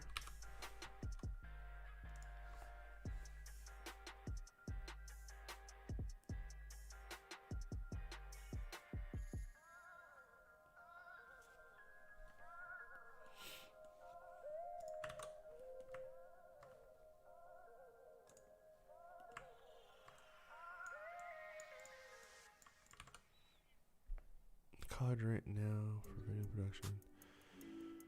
Solid time. Learning from home. Don't they get you guys like student licenses though?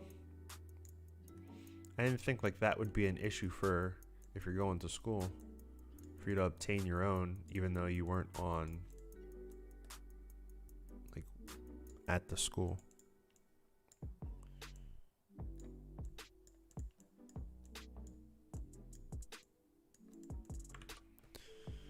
It's interesting though. I'll say that much. That is interesting.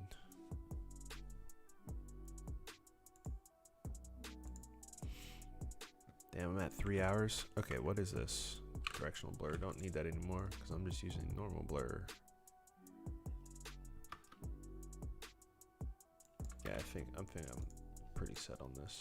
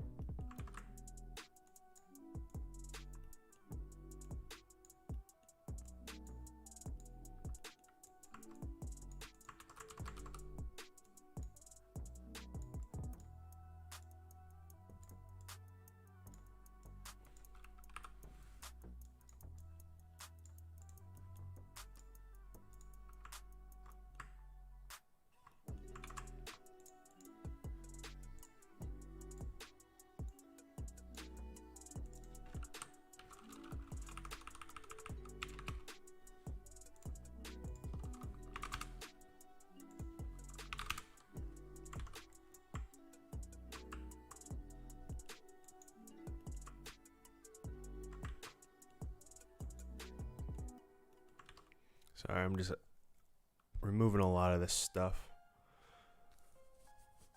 Student license for Adobe is about $30 over the course of it cost me over $900. Wow, I'm so surprised that like the school doesn't cover that.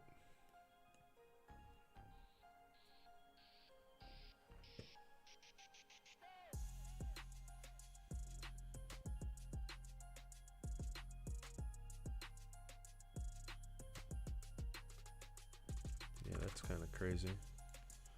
I thought they would have covered that. What is this? Do I just have another blank? What's the point of that? Get that shit out of here. Alright. And then I'm colorizing this here, right?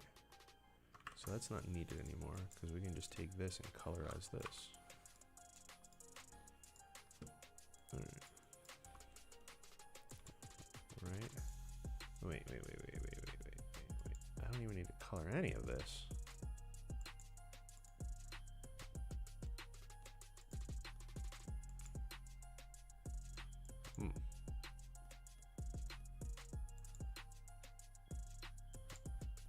Ah, I see. Okay.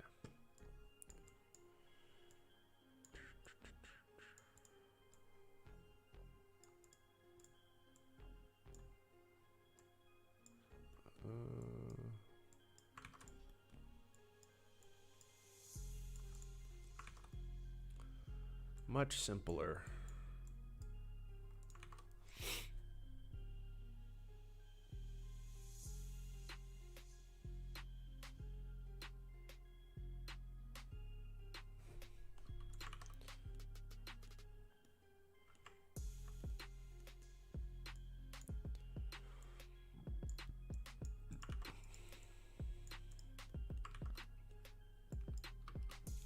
Let me make sure I didn't mess anything up.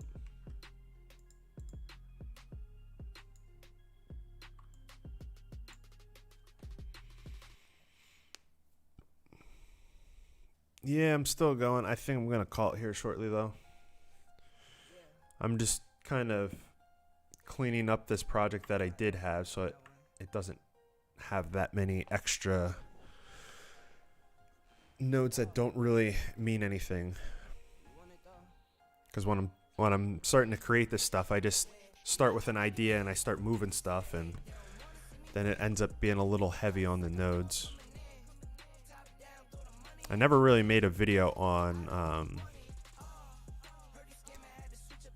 like the negative repercussions to having lots of nodes, since a lot of people that watch my YouTube channel have systems with limited resources. You can still do stuff, but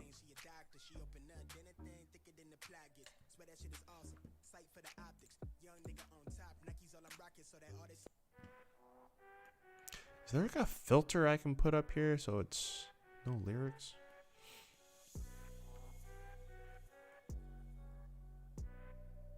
Okay. That still looks pretty much the same. I don't think I ruined anything. Alright, I'm gonna say that that's good. That's just normal stuff. I don't know about Epic Livestream Marathon. I'm on 3 hours, I believe, right now. So,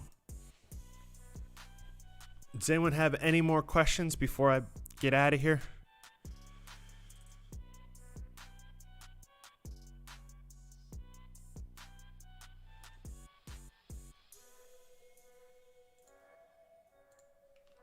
Oops. That's not needed anymore.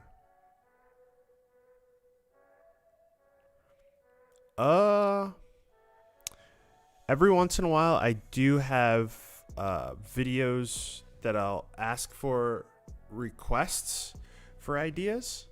I haven't done that. I used to have something on my website, but the only thing I think I have on my website right now is just if you have requests for tools for me to make. I think that's all it's on here. Yeah, it's just tool requests. But I said I was going to earlier. I said I was going to make a video soon for like the rest of the year with video ideas or concept ideas for things. Yeah. So I'll make a video, and then probably in the comments you can just submit your ideas or whatever.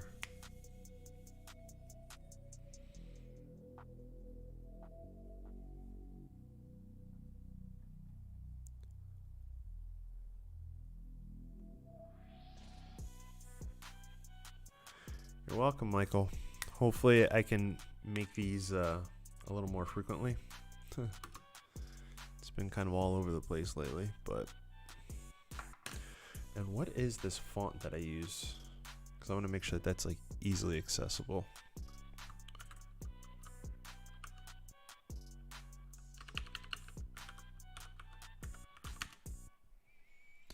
Where did I get this font?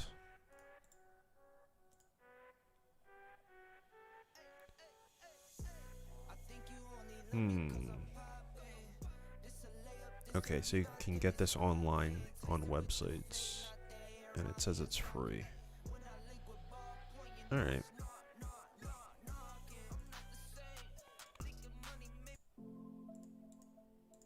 Alright, so that should be good.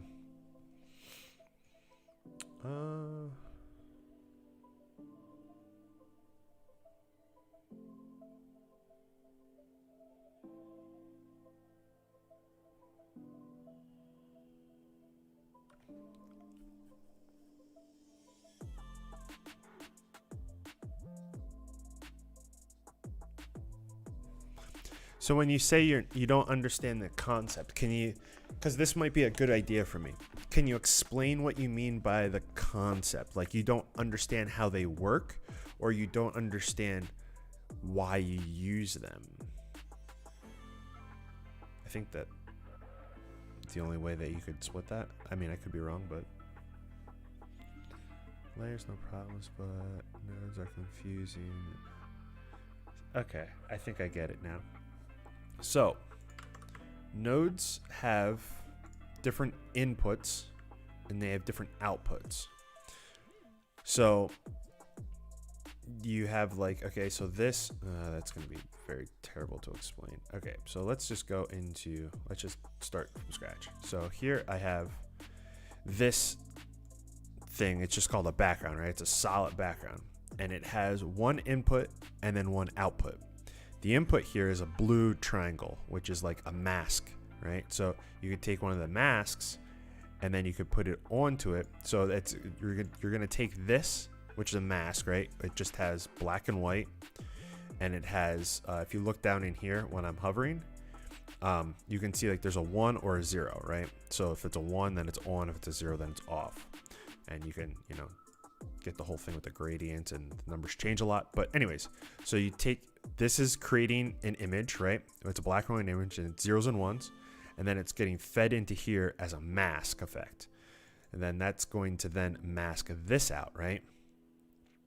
So then once you have this effect, then you can add on another effect, right? And then you have these things that are like merges. So you take this image and you feed it into here, and this is a merge. The merge has an output, but it has 3 inputs. So if you hover over them, it'll always down in the bottom corner down here, it says what that is, right? So this is a background. This is a foreground, so it's in the front. And then we have another mask.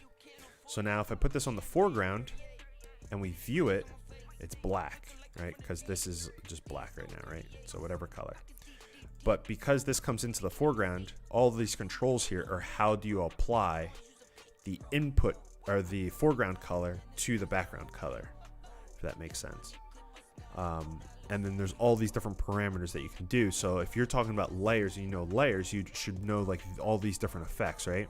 Because it's like you take one thing and you're laying the other one on top, right? So, and I use the terminology apply. So you take the one image and then you apply the other image on top. So you have these apply modes, and then you can do different things like screen. You've probably seen that before because that's, you know, in all of like the Adobe stuff. And then all of the other tools, burn, you know, make it darker, and dodge to make it lighter.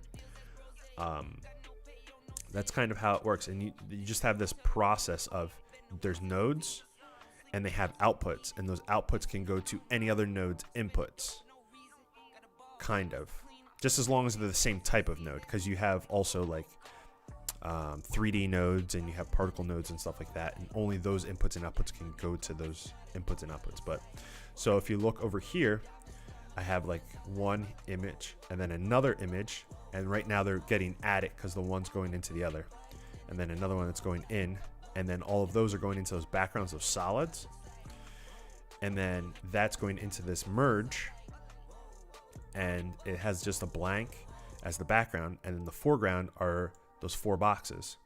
Those 4 boxes come into that big background, but because it's coming in through the foreground, you have a foreground. So then for edges, so what do we do at the edges of that really small guy? We just warp it. So we make it the same on all of the other edges, and that's how we fill up the whole frame with those. Yeah, I mean, I could keep going on and on, but yeah, it's not. Once you can wrap your head around how the image goes from one node and it gets passed to another node, and then that node does something to the image, and then it passes it to another node, that node does something to the image, it passes it to the next one.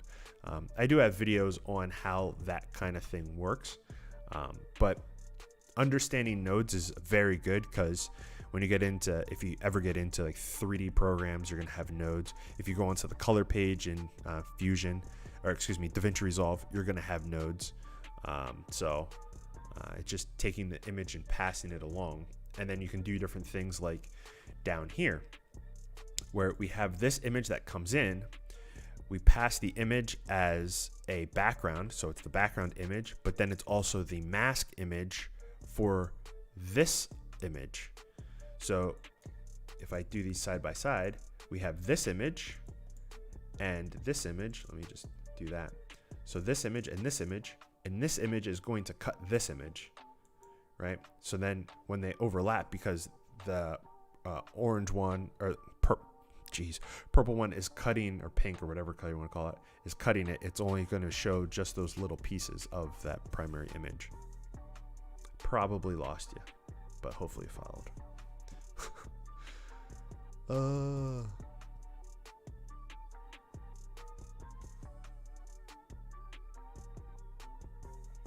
You're very welcome for the videos.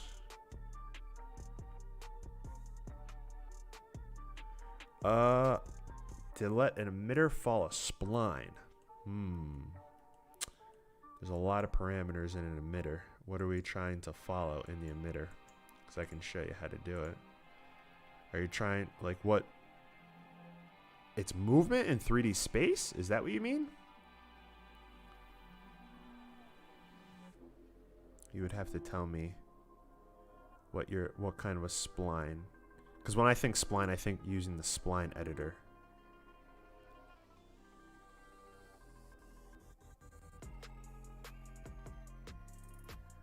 It can get pretty complex quickly, but you just start off with the basics, and it wouldn't be all that bad.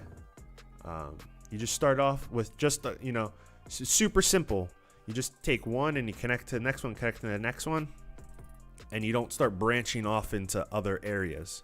But as you start to follow more videos, you'll see why you branch off information from other areas.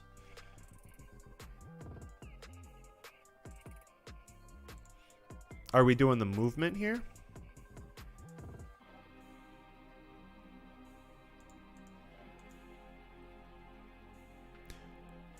So you would have, when you're in a 3D view, you have the ability to set its position, and then if you move it, then we have its position here, right? That's what you're looking to change?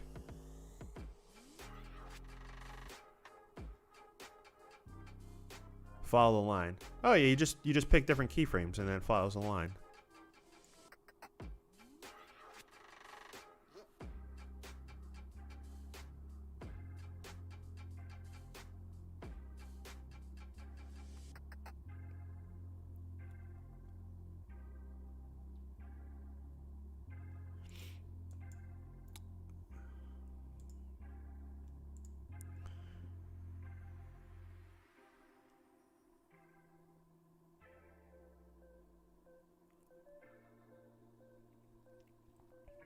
That's a good way of putting it, like a train.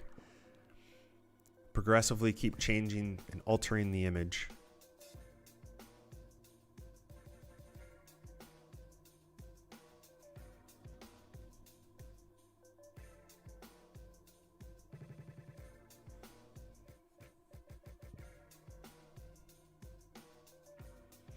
So I'm not entirely sure I'm following. So like I can take this and I can move it around. Is that what you mean? Because it's following the line, right?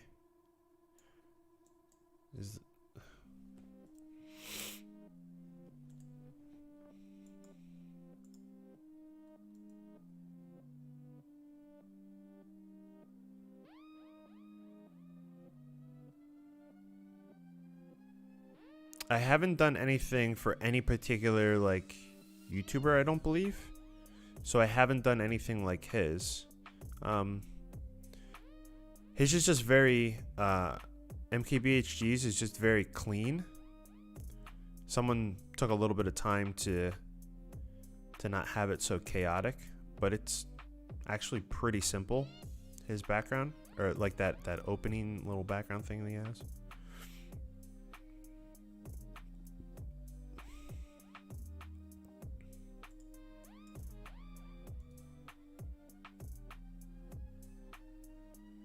But I don't have a video going over how that's made. But I'm not entirely sure what this gentleman was looking for.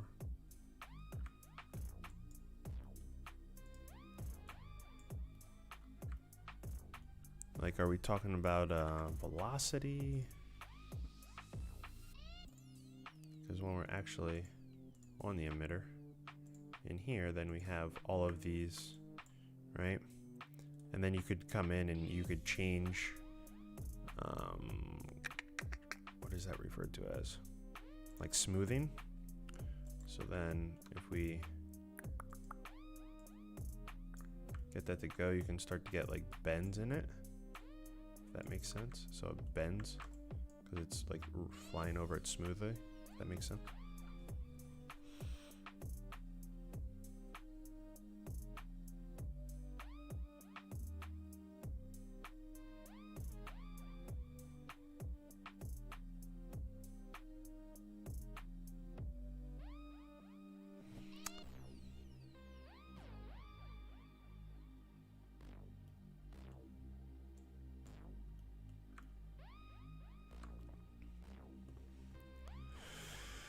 All right.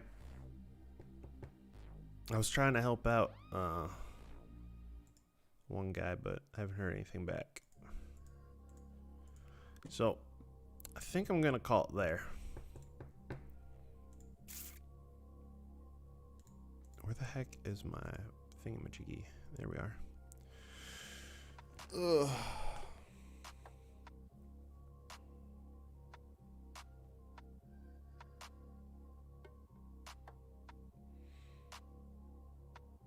JS placement. I haven't used that in a little while, but yeah, that's definitely a really cool thing. And you can make a lot of really cool stuff with that if you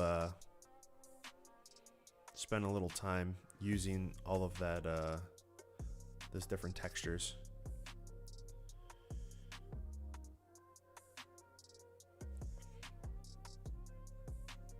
But yeah, you're very welcome. I still don't have a schedule of when I'm going to do these live streams, but hopefully it's more frequently like this. Well, I did one last week and then one this week, but hopefully I do them more consistently. And then this whole project I will probably make a video on. I said that I'm going to make a video about asking people what kind of content to see for the rest of the year. And hopefully November I can just start producing a ton of content. So cross my fingers, hopefully that'll work out. Yeah, that's all I got. Yeah.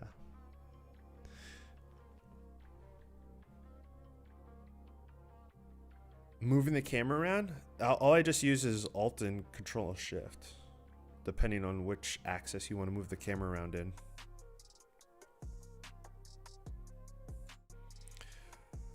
All right, with that being said, I guess I'm gonna get out of here, and I'll talk to you guys later. Have a good one, guys. Stay safe.